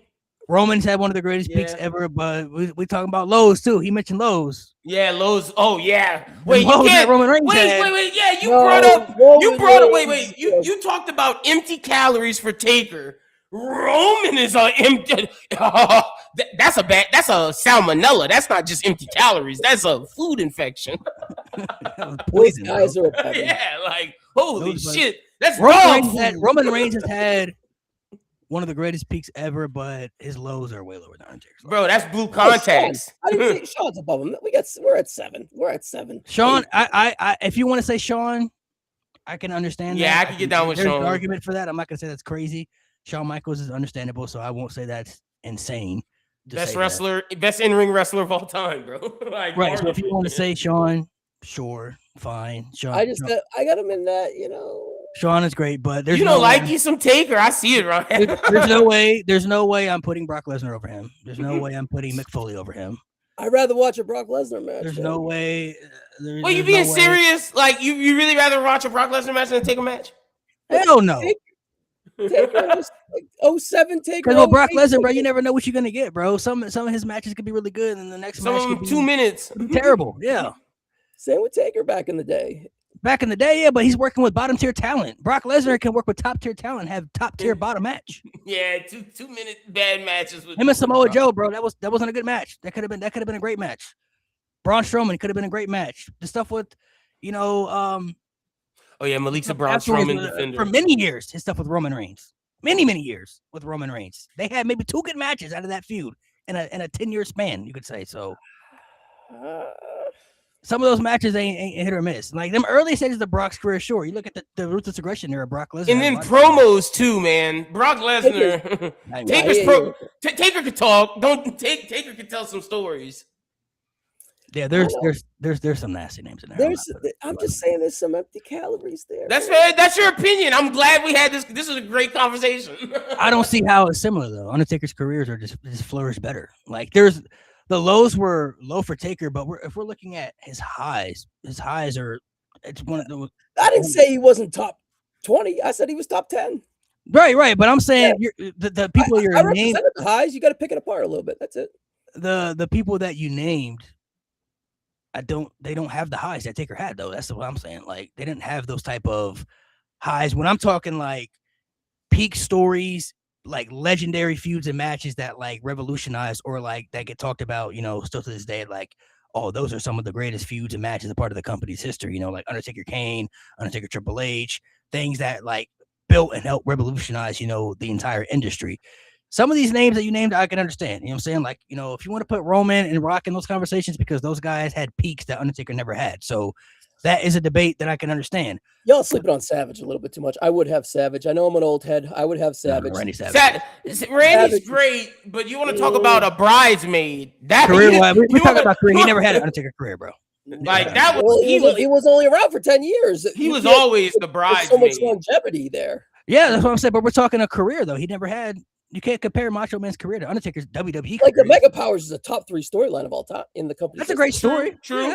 I'm not gonna argue that. But Taker has a top story in multiple top stories in the company. That's the thing. I know, but and I'll say this for Randy Savage because I love the old school wrestling. I was about to say if we're talking best workers of all time, then yes. We're talking just talent-wise, different story, but career-wise, no, he's not career. Yeah, I can't give him a better career than Taker, but worker, I 100%.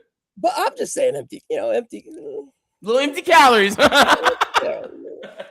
my point, I think I proved my point. There's a little empty calories, and I agree with you that there's empty calories.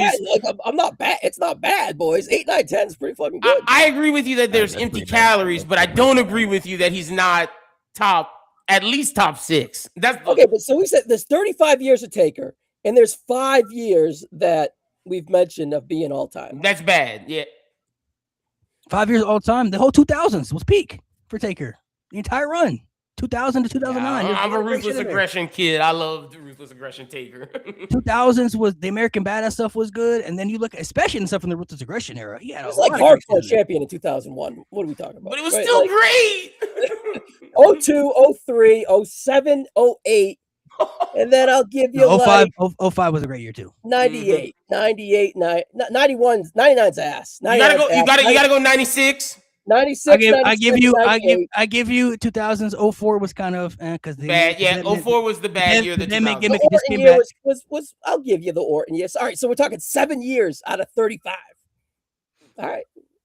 And then you got to look at the other stuff too. A lot of those years too, he was always in and out. He could be out for injuries. I know. The 2010s, he was part time, so he wasn't there full time. He was low key part time in the 2000s too. right? Because he would come in and out due to injuries, and he would fluctuate in and out and stuff like that too. But every peak you're gonna name though, there's never been a peak consistently that's been good consistently for a 10, 12. He just happened to be working with really good guys during that peak. And they happen to be working with him too. So I know. That's why he's top 10.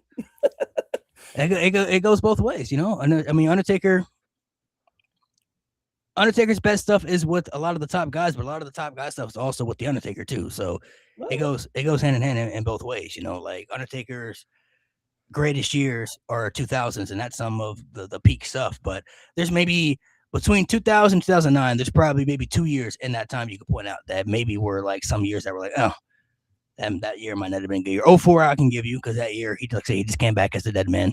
If you want to count 01 because of the hardcore title stuff, sure, whatever. 99, 2000, he's hurt for half, and these characters washed.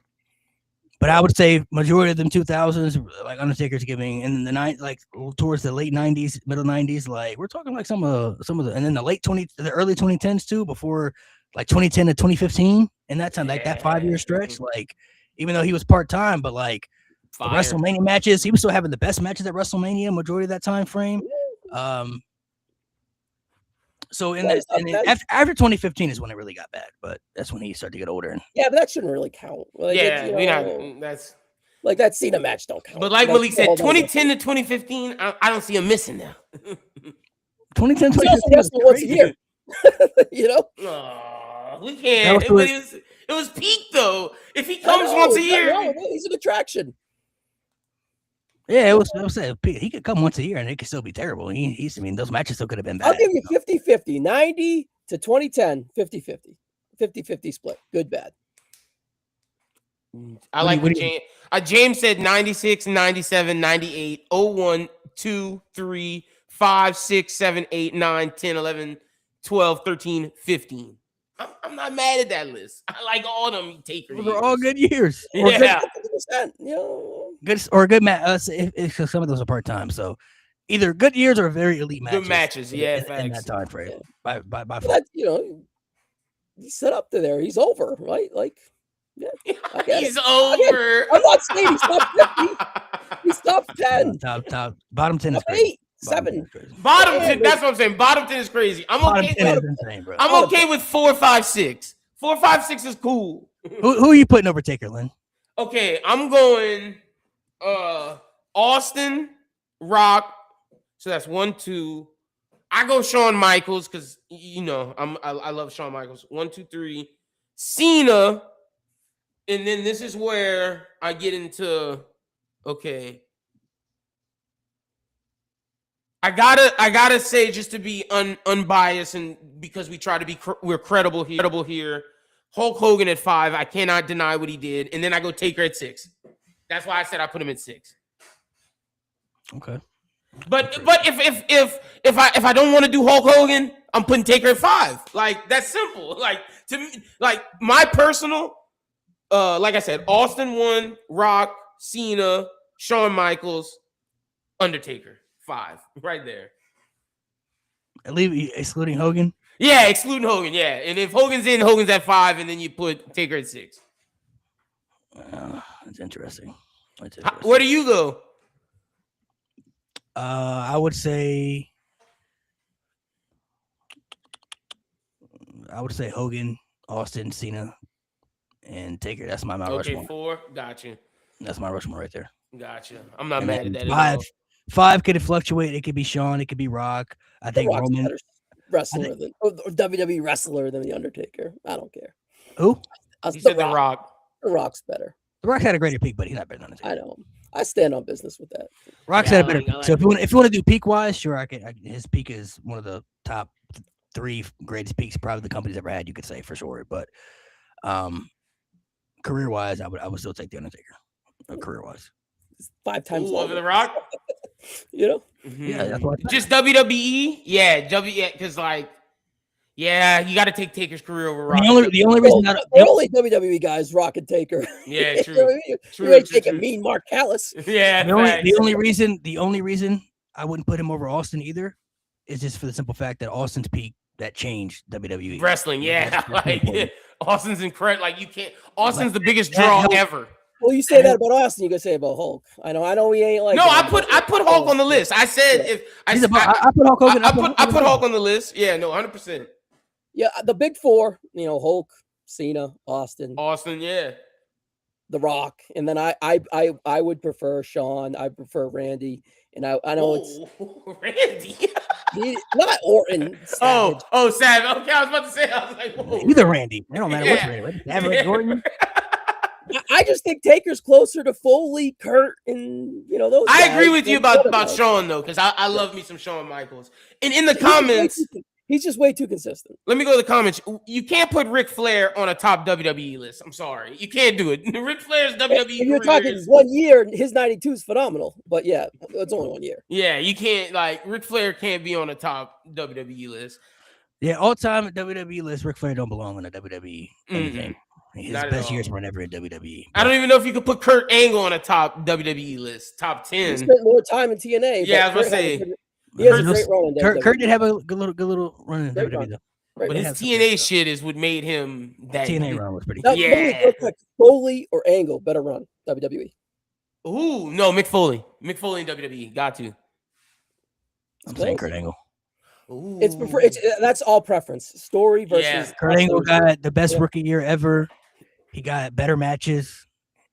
Foley had some bangers though. Yeah, stories you could debate, but I think match wise he got better matches. Foley's got the moments though. Give me Foley versus Triple H. Give me Foley versus Rock. Give me Foley versus Edge. Banger, bro. Give me Foley versus Randy Orton. Kurt Angle versus Shawn Michaels? I mean, come on, bro. Yeah, Kurt Shawn, Kurt Taker, Kurt Brock, Kurt and The Rock, Kurt and Austin. Kurt's on that Undertaker tier, man. He's pretty good. No, Kurt's great. I love Kurt Angle. He's underrated. Mick Foley's just my guy. That's the only reason why I said Mick Foley. I just want to give him a shout. He's underrated historically. Foley. Kurt Angle's but great. Kurt's great, bro. Kurt's the man. To go back into the 2010, so you had a lot of stars built up in that time too. The Shield. My bad, by the way. No, you're good. That's a great conversation. The Shield fluctuated in that time. Obviously, those become three of the biggest pillars of all time. Honestly, if you look at where everybody's career turned out to be, those became three of the biggest pillars ever. The Shield is basically what the Nexus was supposed to be. I guess you could say. Those guys turned out to be great for that time frame. But there's also a lot of fumbles in that time, a lot of great peaks and stories in that time as well. We can't talk about the 2010s though and not talk about Black and Gold. I mean, my gosh. Yeah, NXT baby, yes sir. That was literally saving WWE's life system for the longest because. Okay, well, when the developmental kicked off, or when they did the game show. No, we're not talking about that damn game. I mean, we could dive into the game. So if we're going back to the regular NXT, the game show. It was kind of a fun watch on like a Tuesday night at 10. I thought it was kind of cool. Nah, that shit was ass, bro. What Remember the mustache promo, bro? You like Highwood? I have a mustache. The mustache. When I think of the game, I just think of what's that? That big chubby is Curtis Axel? Is that the right guy? Husky Harris? Yeah, no, not Bray Wyatt. No, hold on, I gotta look him up. Hold on. Come on, remember when Fandango was Johnny Curtis and he was on it all the time? I don't know who he's talking about, but I'm gonna find it. It is kind of funny because 10 and 11 suck in retrospect, right? Even though we talked about some good, but 12 and 13 is pretty fire if you think about it and you dive into it. WWE year wise. I ain't no that whole fucking game show shit was none. And I'll say NXT from 2014 to 2019 was really, really great stuff. I was just talking about WWE. I don't know if you guys watched Michael McGillicuddy, bro. Michael McGillicuddy. I hated that. Curtis Axel. Yeah, Curtis Axel. Yes, bro. I did not like him on that game show at all. Did y'all watch them whole years 2014 and 2019, or did y'all start a little late? Or okay. NXT, like saw Sami Zayn's rise and all that stuff, like Kevin Owens' debut. That was the best. The Shinsuke debut. Samoa Joe, I started with the Kevin Owens debut. That's when I started. Yeah.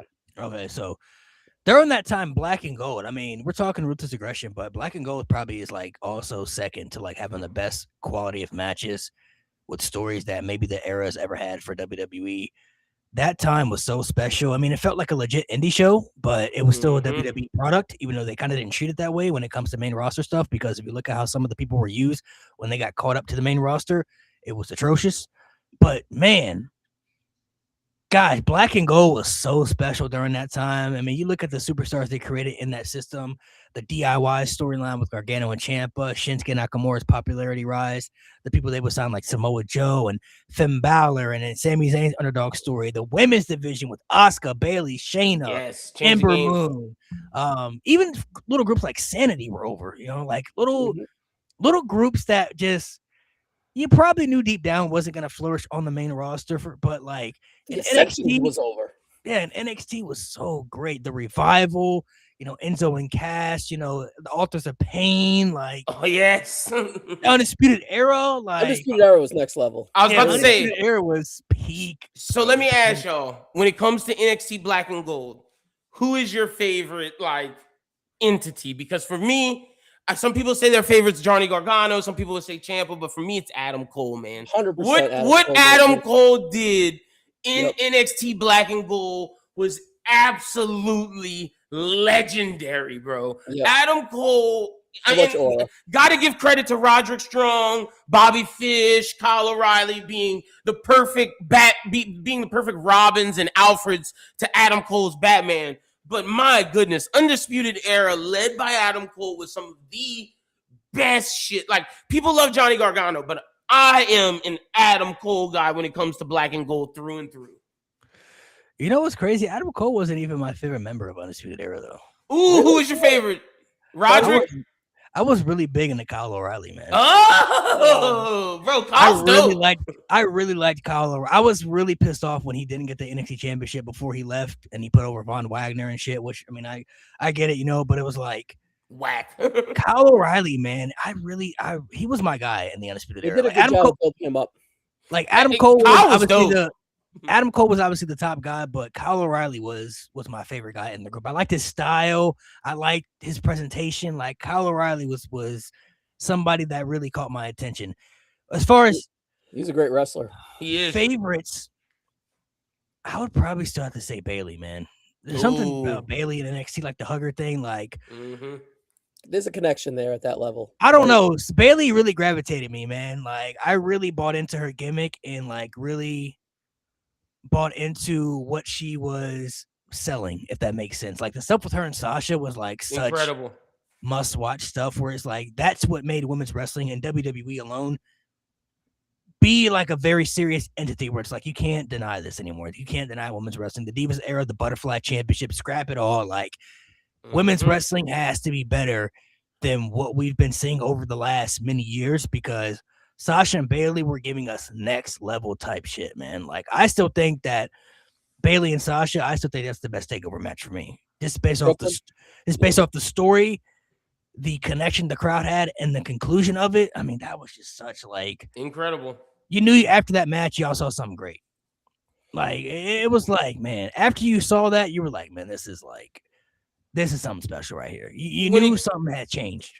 When it came to the women, for me, Shayna Baszler, bro. Like, oh my gosh. Shayna Baszler was a killer. And like, it made me so upset when Shayna went to the main roster that she wasn't utilized as this killer. Like, Shayna Baszler in NXT was a monster. And another one that I really loved when we're talking about NXT, and this is matches in general, but Johnny Gargano and Andrade, you talked about how you bought into Bayley. I bought into Andrade so much in NXT, man. I thought It took me a while. I love me some Andrade. Oh, you didn't like him? Well, his matches were good, of course. I was going to say, matches were killer. Come on, remember when he has little top hat and suspenders and he used to be like with the cane? Like, yeah, I was like, I don't know, man. That was whack. Who is somebody in NXT that you never bought into, though? Somebody that you just never was like, I don't know, man. I can't Killer Cross. That don't count for this era, I don't think. But when he was carrying Cross, I thought it was so whack. I thought it was so really whack the whole time. Yeah. Let me think. Someone I didn't buy into. Somebody you didn't buy into. Era. Let me think. Somebody that you just didn't like. I don't know, man. Something. Well, we're thinking of that, but I don't know how cool it is to say it now, but I really like the Velveteen Dream, man. When they got him cooking on there, I thought he was doing some good stuff. I thought he was so different and unique, and he was such a flexible wrestler, fitting in with everybody. That all his matches were always compelling, and his stories built to stuff as well. Yeah, that is true. He was doing some really good stuff in that. He time. was. I can't deny that. I'll say somebody that I never bought into in NXT during that. We're talking the 2010. So during that particular time frame, shit, honestly, it might be Andrade, bro. Maybe it was just like the look, man. I don't know. Like his match is really good, but presentation, I don't know, man. It just like the shaves. I gotta be honest. I gotta be honest with myself. Two people I just didn't like. Ricochet, didn't buy into him. What? Ricochet was a hooper in NXT. I didn't buy into him. I didn't like him. And then the other person I didn't like, Aleister Black, bro. I was gonna say Aleister Black. What? I didn't like Aleister Black in NXT. Aleister Black was one of the best. I thought they were best together, honestly, because they lacked. That Ricochet Aleister Black match was crazy, bro. Oh no, bro. Those were just two that I just. No. That's not okay. That's not okay. I'm so sorry. Aleister Black had. First off, Aleister Black stood out differently than anybody on the roster because he was unique. Nobody else. He was unique. On the roster. And then that finisher to that black mask that also stood out. But Ricochet in NXT was he had so many good matches. So many good matches, Ricochet. I agree. He had good matches. I didn't buy into old Ricochet. I'm kind of with you on Black too. I think it was a little forced. Black was like that, bro. And stuff with Gargano, Ciampa, Ricochet. Oh my gosh, he even gave a good match at a Lars Sullivan. Lars Sullivan's a weird one. He's a weird one in retrospect, yeah.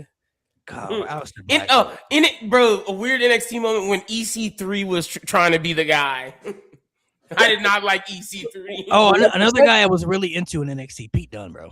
Yes, Pete Dunne was one of my favorites. Bro, he was cracking fingers, breaking bone. Yes, he was. I was about to say, if you're talking Pete Dunne, I loved his partner in Mustache Mountain, baby. Oh, Trent Seven. Yep, I love me some Trent Seven. Bobby Roode, of course, was great in NXT. Oh yeah, bro, the glorious one. Honestly, I would probably say my favorite is music too.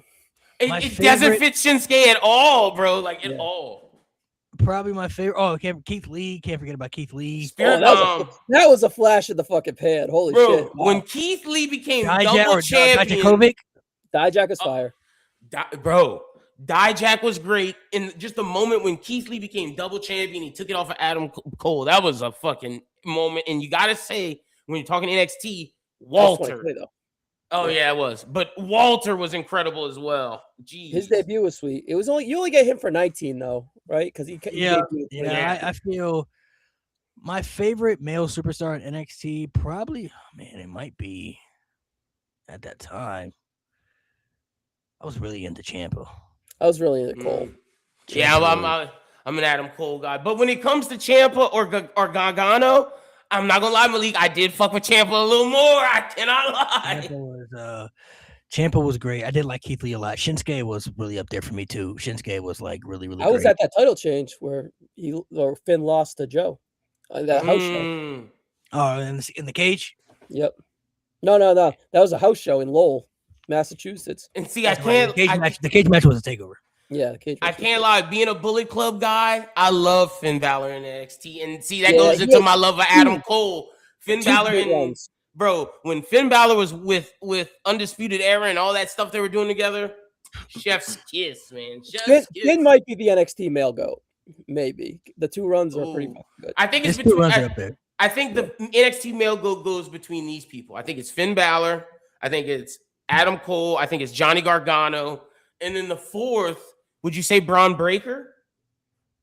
He had a good run, but I don't think he's at that tier. I think Melo had a better run. Melo, okay. You got to say someone from that new era. Melo had a better run. I would probably say the GOAT though. I probably have to be Gargano, bro. The type of matches that he was giving us.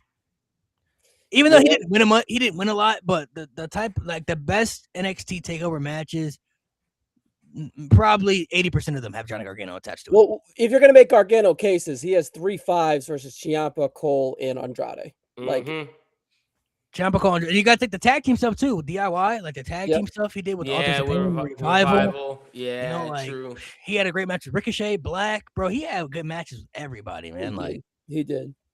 He was having some of the like, and he was only champ for like 2 months. He was a very good storyteller too, like the sympathy that he could get by losing and still feeling important too, like the real underdog, not Sami Zayn. Him, Bailey, and Sami Zayn are the best underdogs they had in NXT because they were very good at getting sympathy out of the fans. Like when they lost, you felt bad for them. Yeah, it's crazy that he lost in the Cruiserweight Classic in the first round, Gargano. You're right. The champ, yeah. He's made a career to today. Biggest NXT what ifs? Because y'all brought up Velveteen Dream. Is there any other? Are there any others besides Velveteen Dream? Oh, it has to be Velveteen Dream. If we're talking just in the NXT roster, yeah. Yeah, he's the biggest one because John Cena said that man was over, bro. I remember he was. Everybody else got utilized, so everybody else. True. I mean, there were some people that came up to the main roster that shocked us. That like Alexa Bliss shined, Bianca Belair shined to the main roster. For what he was, the Drifter. You know, like there are people who weren't really doing much in NXT. Becky Lynch took her a while, but like people who came up to the main roster that didn't really do much. Now, who's the biggest NXT call up fumble during that time? Samoa Joe got to be. He's up there. I would say Shinsuke, bro. Shinsuke, yeah. Shinsuke was. Oh my god, that was so. And then the fact that you mess up the AJ Styles match. What a failure. Shinsuke came up to the roster and got one of the best debut reactions. Still got a job though, right? Like it can't be that much of a fumble. Man, still getting them checks. True, he is still getting them checks. He should have been way better than what he was. We're talking about. He comes up to the main roster, crazy debut, crazy reactions, and then. Even after losing to Jinder Mahal in WWE title matches, they still managed to revive him. He wins the Rumble, goes to WrestleMania, not only loses, but then turns heel. For what? Turned into a bad guy for what? He's one of the most over guys in the company. And then his trajectory was never the same, bro. He had 3 other matches with AJ Styles for that championship. Yes. Didn't win the title in any of those matches. And if you look at his momentum, year by year, it went down. Every single year it got worse, bro. Shinsuke went from being one of the guys on TV that you want to see to now a guy that people don't care to see on your TV anymore. That's a fact. I got 2 others. Shayna Baszler for the women. Big main roster fumble. And then you gotta say the Revival, bro. FTR.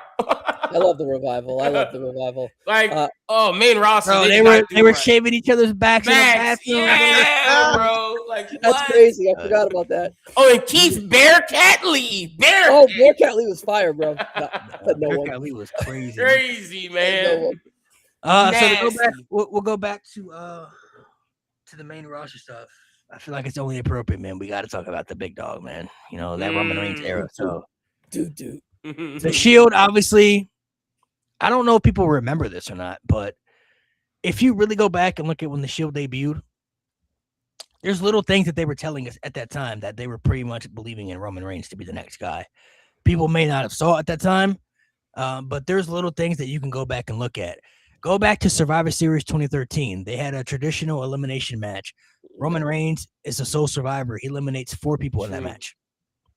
A whole 5-man squad. Roman Reigns gets 4 eliminations in that match, and he's the sole survivor. The 2014 Royal Rumble, he broke Kane's record at that time and eliminated the most people in that match. That record had stood for over 10 years at that point. That's within 2 months. That's crazy. Yeah, that's it. And that's why people were booing. And then if you look at the Wyatt stuff, go back and look at the little details of the feud where when they would have the face-offs, the first guy to step up would be Roman Reigns. Mm-hmm. Roman would be the first guy to make that move and step up, and then the other 2 guys would step up afterwards. Roman would face off of little things they were telling us at that time. Like we didn't see it, but the little things they were telling us. And to add to your point, Malik, too, every time they did the Shield bomb, he's the one's firing up and they're delivering them to him. Mm-hmm. He's the one getting over mostly with the Shield bomb. And anytime they're facing another group, Roman's always the one that's face to face with the leader. The only time it wasn't was when it was like the Triple H group. That's because Seth was face to face with Triple H. But even still, when they fought Evolution, who's the guy that got the pinfall victory? Roman Reigns, bro. Like they were telling us the chair in the back. At the time, who was y'all's favorite Shield member? Because I can't lie, I love Dean Ambrose, bro. I did. It was crazy. I like Seth. You know what's crazy? Mine was Roman. Oh shit! Okay, all three different. Nice. Yep. Mine was most now. mine was Roman, Seth, Dean. Those are my favorite in that order. Okay, I was Seth, Dean, Roman. I went Dean, Roman, Seth. Wow, we're not even on any playing field here. Okay, a little different. I like it. Roman had now. Obviously, I didn't know what he was going to turn out to be, but he was. I don't know. He gave off a cool presence to me. Like he was the guy in the group that I felt was most legit. Where I was like, yeah, that guy right there. See, Dean was crazy to me. Like I told y'all, I like deathmatch wrestling. I like that Mick Foley style character. So I like Dean. And to Malik's point, Roman was just a badass, cool guy. Like that's why he was my number 2. Well, they all fit well together because Mox was promo guy, Seth was in-ring guy, Roman was powerhouse. So they all meshed and fit well together.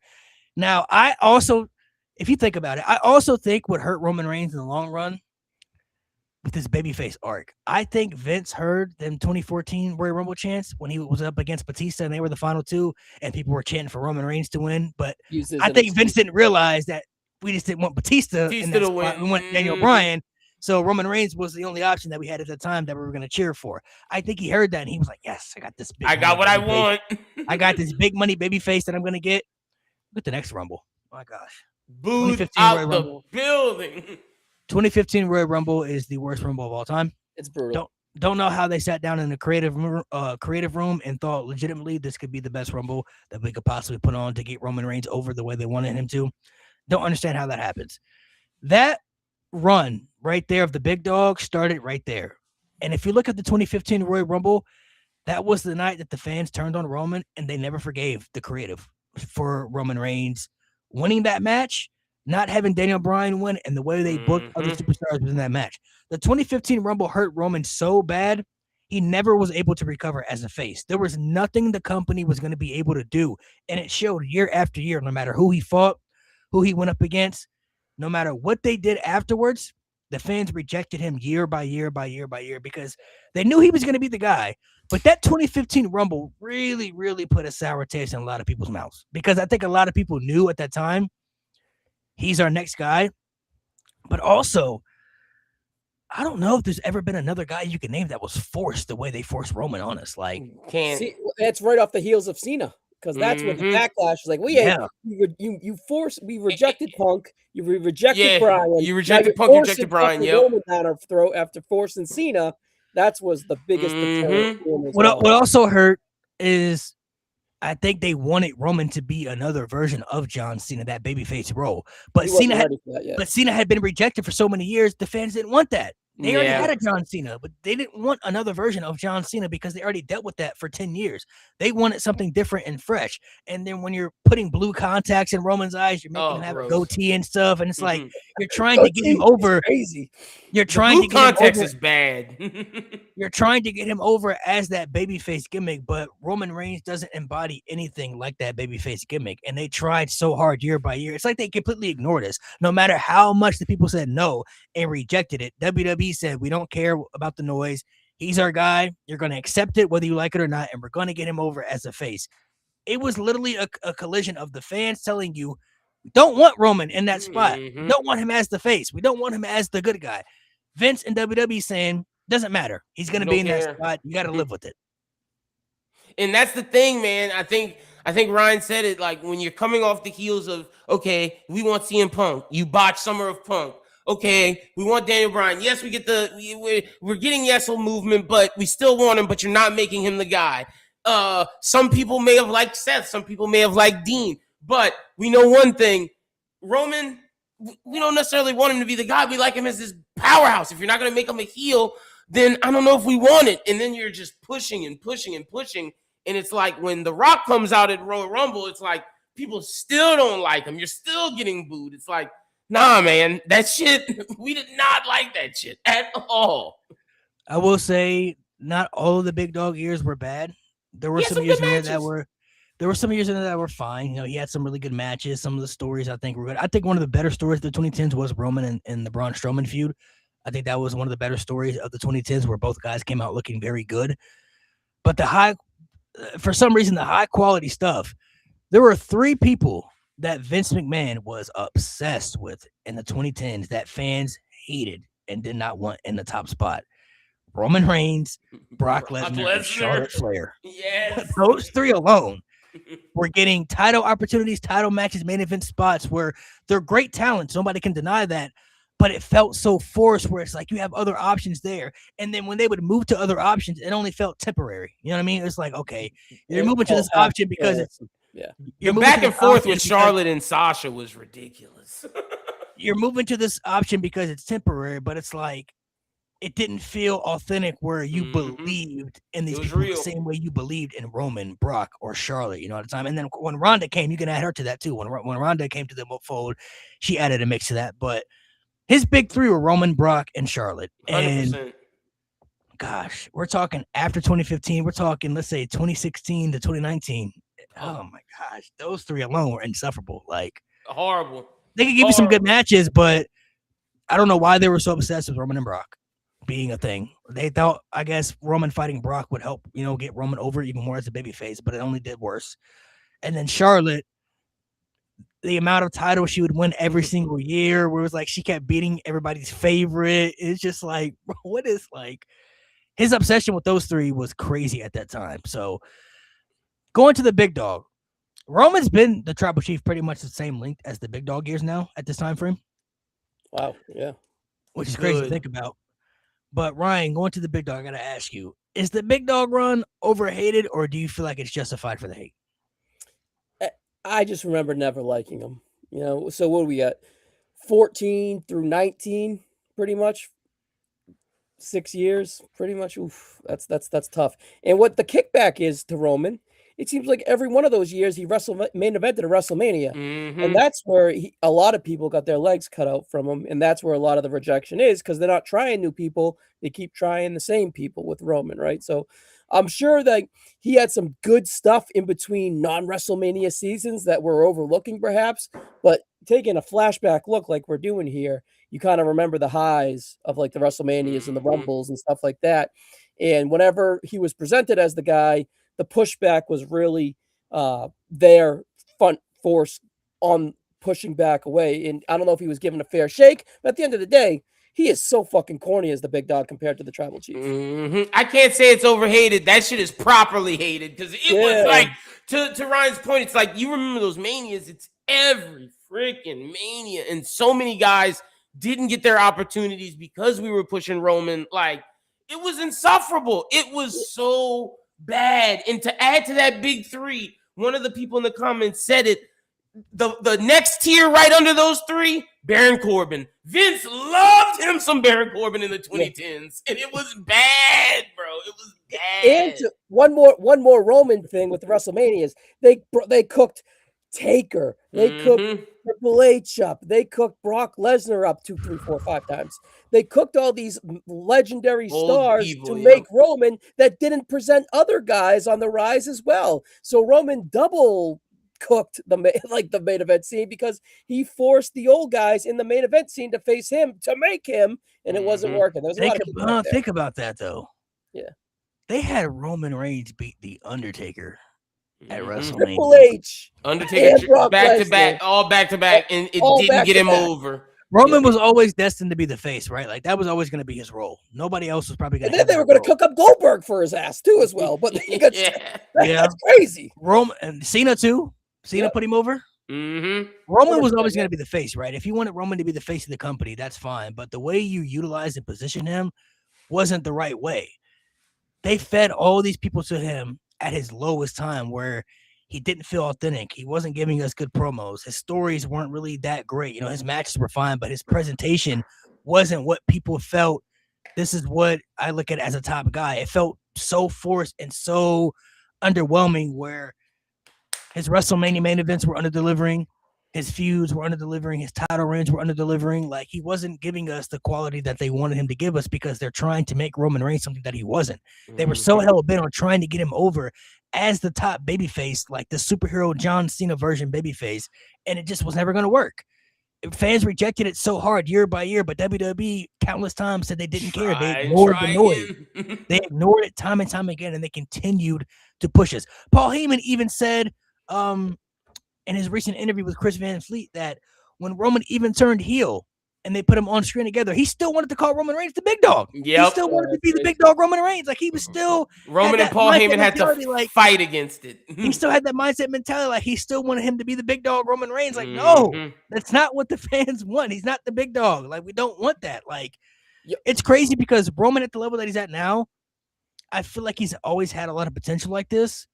But maybe he was handcuffed and held back for so many years because they wanted him to be that babyface for so long. Oh, he definitely even was. After he came back from the leukemia, that still couldn't even get him over as a babyface, bro. Like, he fought Jinder Mahal in a pay-per-view match and couldn't even get cheered over Jinder Mahal.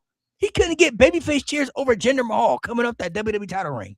It's the character that Vince gave him, man. Roman has shown with the big dog, with the tribal chief, that if you allow him to be himself and to not be forced into this, I'm goatee, blue contact, eating dog food, suffering succotash. Like, if you allow him to be a real person, he's really good. And to your point about the Chris Van interview, Paul Heyman said they had to fight to not be called the big dog. They had to fight to allow Roman to have freedom. And Roman said he wasn't coming back if he didn't get to do it. And thank God Paul Heyman and Roman fought for what they did. If not, Roman Reigns would not be remembered how we're remembering him today, because the tribal chief does so well to show how he is a great performer that it makes us forget all of this necessarily properly hated stuff. But Roman's not the fault for the big dog. It's Vince and the company. And if you even look at 2019, bro, he's losing pay-per-view matches to Shane McMahon, to Eric Rowan, to Baron Corbin. Shane O'Mac, baby. In Saudi Arabia. He did. I forgot about that. Yes, in Saudi Arabia. He lost to Shane McMahon, bro. Are they trying to build sympathy for him? Like, what are we doing? I guess because that year they had the whole storyline with, like, they had the whole story with who attacked him backstage, right? Who was Murphy. Buddy Murphy stuff. Well, they had a great match on SmackDown. That was a great match. Then he's losing matches. He lost the pay-per-view match to Eric Rowan. They got the dog food dumped on him and shit. You know what I mean? Like, oh my god, it was the dog food was the lowest of the lowest point for him. That was the lowest. Yeah, honestly, bro, he couldn't. I didn't know if he was gonna be able to mascot. Jesus, remember the mascot? I didn't think he was gonna bounce back from that. Remember what made him worse? Remember they had the little bark sounds in the entrance, the little bark noise. Oh my god, that was so bad, bro. So bad, bro. That was corny as hell.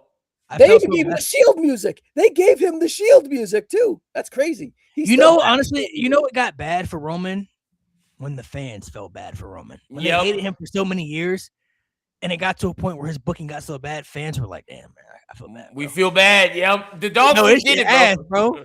Like, it was just like, oh no, we can't blame this guy anymore. It's like, this is the company, man. They're doing it's just ridiculous. And Ryan, you're right.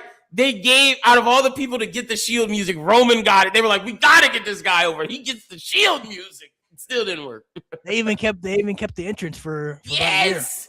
Oh, walking through the crowd. That's crazy. That's right. Yeah. For about a year. Yeah. And think about his attire. He's the closest one to the bulletproof vest, like they just put tactical vest. They just put his logo on it, bro. Blue logo, red logo, gray logo, white logo. We're just trying shit, bro. I hate it, bro. By the time he got to Tribal Chief, I was like, so thank God that logo is gone. Because I was sick of it. It was on the glove. It was on the chest. Oh my gosh. Yeah. Remember every WrestleMania he had to do the pyro entrance with the fist? Every WrestleMania he had to do that entrance, man. It's crazy. He was the coolest guy in the 20s, though. Yeah, it changed his life, man. It changed everything. Who would have ever thought, man, that Roman Reigns would have been able to evolve into this aspect? What if they did that in 17, man? That's crazy. I gotta ask, if you had to pick one, what's the worst match of the 2010s? First one that comes to your mind. Hell in a Cell came to my mind. That was the first one. Bray Wyatt. So you got two answers. What is yours? Actually, I'll go Cole versus Lawler. That shit was terrible. Terrible. Yeah, that's really bad. Jerry Cole. So you say Jerry Lawler versus Michael Cole? WrestleMania? Cole Brett versus fucking Vince. I'll go Cole Lawler. That shit was terrible. Actually, or do you go Hell in a Cell? Like that's what I said. He said first thing that came to mind right when he said it. Hell in a Cell 2019. Bray Wyatt, Seth Rollins. That was the first thing that came to mind. That's not a bad answer.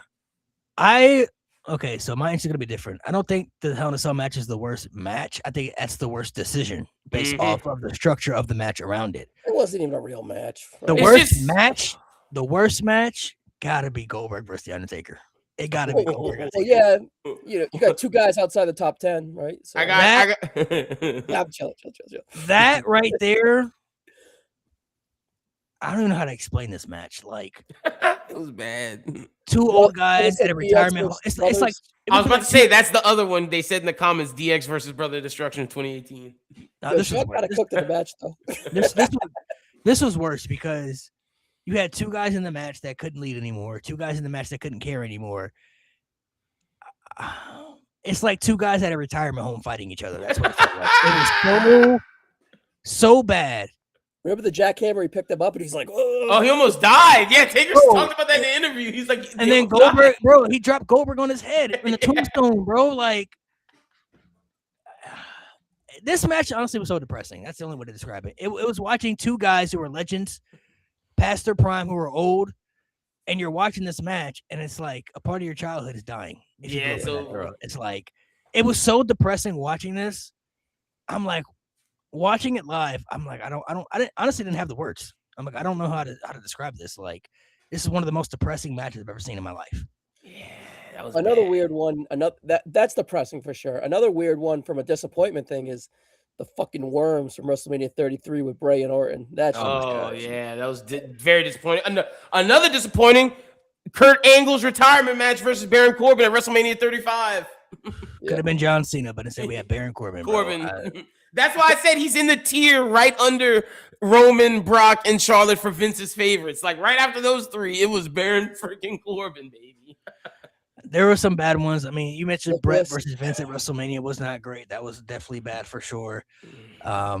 There's some stinkers. Now, let's give me your top three best matches of that era. Of the 2010s. Okay. 2010s, including NXT. Okay. That's hard. I think you can go Money in the Bank 11. Money in the Bank 11. Okay. Including NXT is kind of crazy, Malik. Making it hard. All right, if you want to make it, let's do top five. All right, I could do five. So I'll give my five. We're talking the 2010s. Yeah. End of an era, Hell in a Cell. Triple H versus The Undertaker. John Cena versus CM Punk, Money in the Bank 2011. I would say John Cena, AJ Styles, SummerSlam. 16. Sasha versus Bayley, TakeOver Brooklyn. 15. And then I would say Gargano and Cole, TakeOver New York. 19. Yeah, those all fly. That would be my five. Gargano Andrade is fucking fire. Oh! Yeah, I was going to say Gargano. Yes, it's incredible. No, hold on. I forgot about one. Brock Lesnar, CM Punk. That was a SummerSlam match. Brock Lesnar, Cena, Extreme Rules. I hate that match. Overrated. It's an overrated match. Ooh, it's pretty good. Bryan versus Cena was really good too, but SummerSlam 13 is goated. Brock versus CM Punk was cool. That's the beast up there. Best. That was a banger. I'm gonna stick with my five. Undisputed Era versus Mustache Mountain. Sleeper. That's my five. I'm not changing it. I'm sticking with my five. Sleeper. Okay, Ryan, you want to go first? No, I didn't. I got them all in my head. I get it. All right. You want me to go first? I'll go Money in the Bank. I'll go Andrade and in Gargano. I want to pick more main roster, but end of the era is pretty good. Obviously, that's legendary. See, I think Sean's the worst part of that match. Him like crying in the corner. So I'm not going to take that away from him. A little much. CM Punk versus Brock for sure. Am I at 5? And then just give me that's 4. Give me Cole and Gargano. Okay. Or Ciampa Gargano. I don't know. All right, I got mine. Give me 2010 Shawn versus Taker, career versus streak. Give me John Cena versus AJ Styles. Give me Rumble Slam or Money in the Bank. Well, Rumble or Slam, really. I'm gonna do Rumble. Yeah, give me Rumble. Okay. Give me Adam Cole versus Velveteen Dream versus Lars Sullivan versus Killian Dane versus EC3 versus Ricochet. New Orleans, NXT Takeover New Orleans. Yep, the ladder match. I was there. That was awesome. Give me Adam Cole versus Johnny Gargano, NXT Takeover New York. And then the final match, give me CM Punk versus John Cena Money in the Bank. Yeah, that should be on everyone's list. Fair points. Okay, so to revisit our question about the worst, let's just do a top 3 to make it more even. So top 3 worst matches of the 2010s. I'll go Goldberg, Taker, terrible. Yeah, I agree. I'll go Cole, Lawler, terrible. And I'll go Vince versus Hart, terrible. I'm going Cole Lawler. Cole Lawler, Goldberg versus Undertaker, and then I'm doing the Hell in the Cell, Seth Rollins, Bray Wyatt. I would say the Fiend versus Seth Rollins, Hell in a Cell, 100%. Dirty. Definitely Goldberg versus the Undertaker, 100%. Michael Cole versus Jerry Lawler was very bad. I can't lie. That's very bad. And the match was like almost 30 minutes. Oh my god. That's the thing that's crazy about it. Yeah. They gave it so much time. Yeah, that's gotta be up there. Jerry Lawler versus Michael Cole that's bottom tier level of ass. There's got to be a Ronda Rousey match though in the worst too. Ronda Rousey had good matches in the 20s. Her first one was good. True, it was bad in the 2020s. You're right. She had one of the best debut matches ever. You're right. Ronda got bad in the 20s. My bad, Ronda. I apologize. So I would say that would be my 3. Brett versus Vince is pretty bad too, but I would say if I had to pick a 3, that would be. Oh, you know what? I'm changing mine. Never mind. I'm gonna say Fiend versus Seth Rollins, Hell in a Cell, Goldberg versus The Undertaker, the 2015 Royal Rumble. Ooh, that 2015 Royal Rumble. I don't know if I've ever seen a Rumble structured as bad as that one. Kane and the Big Show had so much fucking heat. Well, lack of heat, but they gave them all the shine for the heat. Insane. That 2015 Royal Rumble was golly, bro. That shit was just. Think of the worst ass you've ever seen on somebody. That's what that was. That's what that was. That shit was so bad, bro. Like that shit was bottom tier level of bad. I don't know how they sat down in a creative room and said, how can we book this Rumble? And literally from top to bottom to middle, that's what they came up with and thought this is going to be great. Shit was so terrible, bro. That literally, once again, it ruined Roman Reigns as a babyface. He never recovered after that. It never was the same for him. He was never going to recover after that babyface run. Like, it just, golly, bro. 2015 Rumble is so bad. Brock versus Roman at WrestleMania 34 is also up there. That's the worst WrestleMania main event ever, but. Bray and Randy at 33. That's the worm. The greatest Royal Rumble. Remember that? The greatest Royal Rumble. Oh my god. Yo, greatest Royal Rumble. I kind of like that. Oh my god. No, bro. Yo, come on, Roderick Strong and Bryan were in it the whole damn time. They were just remember the 2015 Chamber too? I forgot about that. The 2015 Chamber with Ryback. Oh, Intercontinental Championship. That was bad. That was Ryback. Oh shit! There was a lot of levels of bad in that time frame, but like I said, there's also a lot of goods. Mm-hmm. I would say my 5 favorite things that happened from that era of the 2010s to be positive. Cena Rock, just to see that happen was like, man, that's a memory. This is in my head. That was great. Awesome. The rise of Braun Strowman, even though they fumbled his push, but I was really into Braun Strowman's hype. I think he's the biggest fumble in WWE history. I don't know how they literally had him on a silver platter and just completely flush it down the drain. It just was criminal to me. I'll say the end of an era stuff with Taker and Triple H and Shawn. That was peak stuff. That was like real cinema stuff. That was grabs.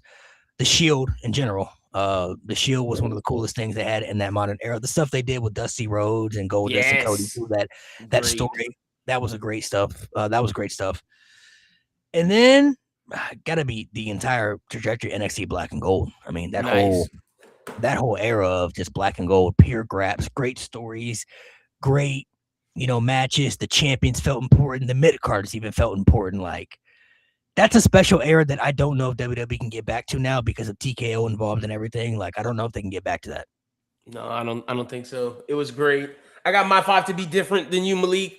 I'm gonna say the Shield at 5, just because everything they did, the birthing the 3 biggest superstars to come up in the next generation. Incredible. We haven't mentioned this once. Kofi Mania. I'm gonna shout out Kofi Mania, which was incredible. Everything that happened with him in the New Day, absolutely loved. The rise of the New Day and like becoming one of the best tag teams in the 2010s that happened then. Also, the man comes around. Becky 2 belts, revolutionizing women's wrestling, main eventing WrestleMania, everything that she did. So that's 3. Let's see. I'll go with the CM Punk pipe bomb because that also changed wrestling. That's 4, and then the last one, Daniel Bryan's the Yesel movement, Yeselmania. Yeah, I'm gonna go Punk and Bryan together. Another way to look at creating stars, going to the indies and giving guys that aren't typical looking WWE guys in the past an option. The way the Shield came in, that really transferred the in-ring style in the WWE, and we're reaping those awards now. When that also led to the style of NXT Gold as well, with some of that fast-paced stuff as well. So that transitions to number 3 is NXT Gold, Black and Gold, that is, excuse me.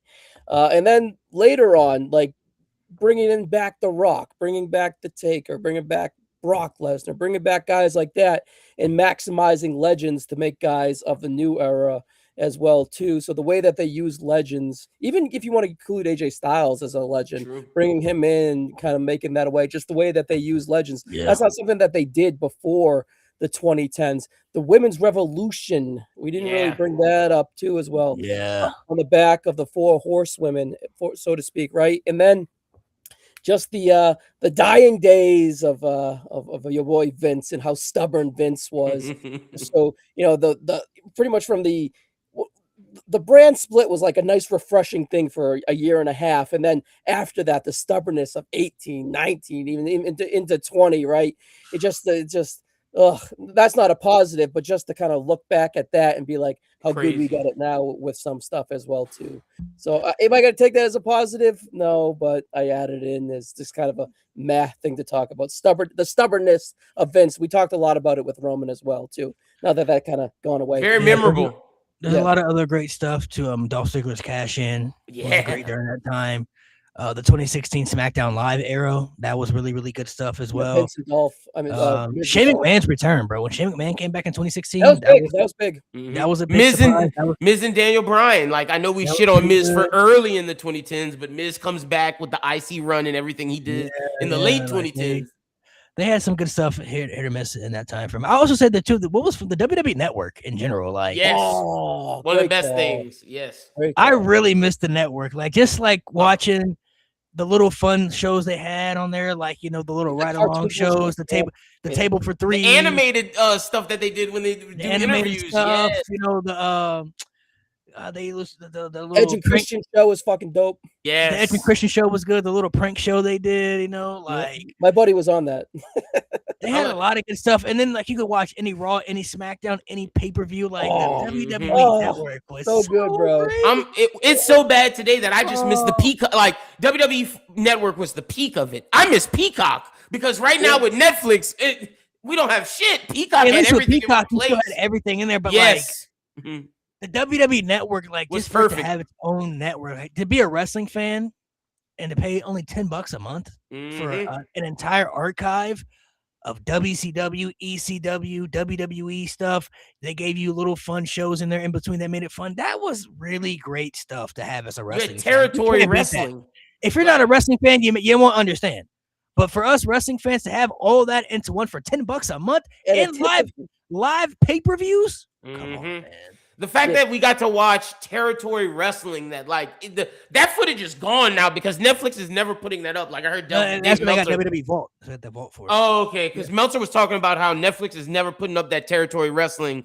So it's like, man, we had it so good. But yeah, they had the territory stuff. Like you can go back and watch the old school stuff. You really wanted to watch, like Southpaw. Or, AWA. All the Vern Gagne shit. Yes, bro. Yes. Yeah, they had everything you could ask for within that WWE network. Like you could find anything on there, bro. Anything you wanted to find was on there. Like, I don't know. The first thing I did, I went back and watched Ruthless Aggression, bro. This binge watch, like Ruthless Aggression, Raw and SmackDown. Yeah, it's so fucking awesome. All the shows you watch, like it was such a great experience because you never got to miss a pay-per-view anymore. You could watch every pay-per-view. Like for years, you had to pay for pay-per-view like $60, you know, for a pay-per-view. But like you got to see every WrestleMania 30 was the start of the WWE Network, and then from there it was. God, it was such a great thing, bro. It was. Well, the T-shirt, the $9.99 T-shirt costs more. Remember that $9.99 T-shirt? That shit costs more than a month of WWE. Yeah, that was the $10 a month. You couldn't beat that. Remember, and they had the my God, the Cruiserweight Classic they had on there. The Cruiserweight Classic, the Mae Young Classic was fucking good. Yeah, golly, bro. Like they had some great shit on that network. If there's they probably won't ever do it. There's too much money involved now with the ESPN. Yeah, it's over with. That we'll never get that back. It's so sad. The WWE Network was such peak, bro. Like, if there was a way they could bring that back, even if you got to bring it back and put it on ESPN, something, bro. Just make it the WWE Network and just sell it. Put it in Club WWE. Yes, make it Club WWE. I'll pay $200 a year. That's what Club WWE should be like. Just if you want the VIP experience. Yeah, but you get to play fucking trivia and you get to guess the word. We can guess the word. You get the word of the day is fucking chair. Guess that shit, brother. Guess that shit. You get discounts on Slim Jims. Is that what it really is? This motherfucker Danhausen be cooking with boiled eggs. I'm joking, but Ryan's right. It's like you get to watch Danhausen cook boiled shit. You get to watch. It's dumb shit, bro. It's so bad. Make Club WWE $200 a month. Make it the network. Come on, make it happen, bro. Make it happen. Come on, Cena. God, you know what's crazy is that a lot of us were very upset when they sold the Peacock. We're like, what? I miss it. Peacock was amazing. We were upset when they sold the Peacock because, you know, like, I already had Peacock at the time, so I wasn't tripping. So, like, at the time, I already had the Peacock subscription, so I was like, all right, fine. And you can still find everything on Peacock, too, but, like, now that they left Peacock, it's bad. It's bad. Netflix is bad, bro. Netflix doesn't have everything unless you're like out of the US. If you're out of the US, then that's probably different. But like, for you gotta US buy people, like a VPN or some shit. It's like I don't want to pay for it. I gotta buy a VPN just to get the shit that I want to see, bro. Like they haven't even put up all the Raws, like all the old Raws. Like there's so much stuff Netflix is missing. It's so sad. Man, you made it sad, bro. Yeah, VPN was peak, man. All right, guys, we're going to go ahead and sign off, man. Please make sure to subscribe. We'll be back next week for No Name. Hopefully, we'll have the full squad here. Appreciate you guys for joining us with a little recap of the 2010s. If there's something we missed, I'm sorry. Let us know in the comment section below what you would have liked us to go over and talk about. Ryan, appreciate you for coming on and being a guest as always. Thank you guys for coming through.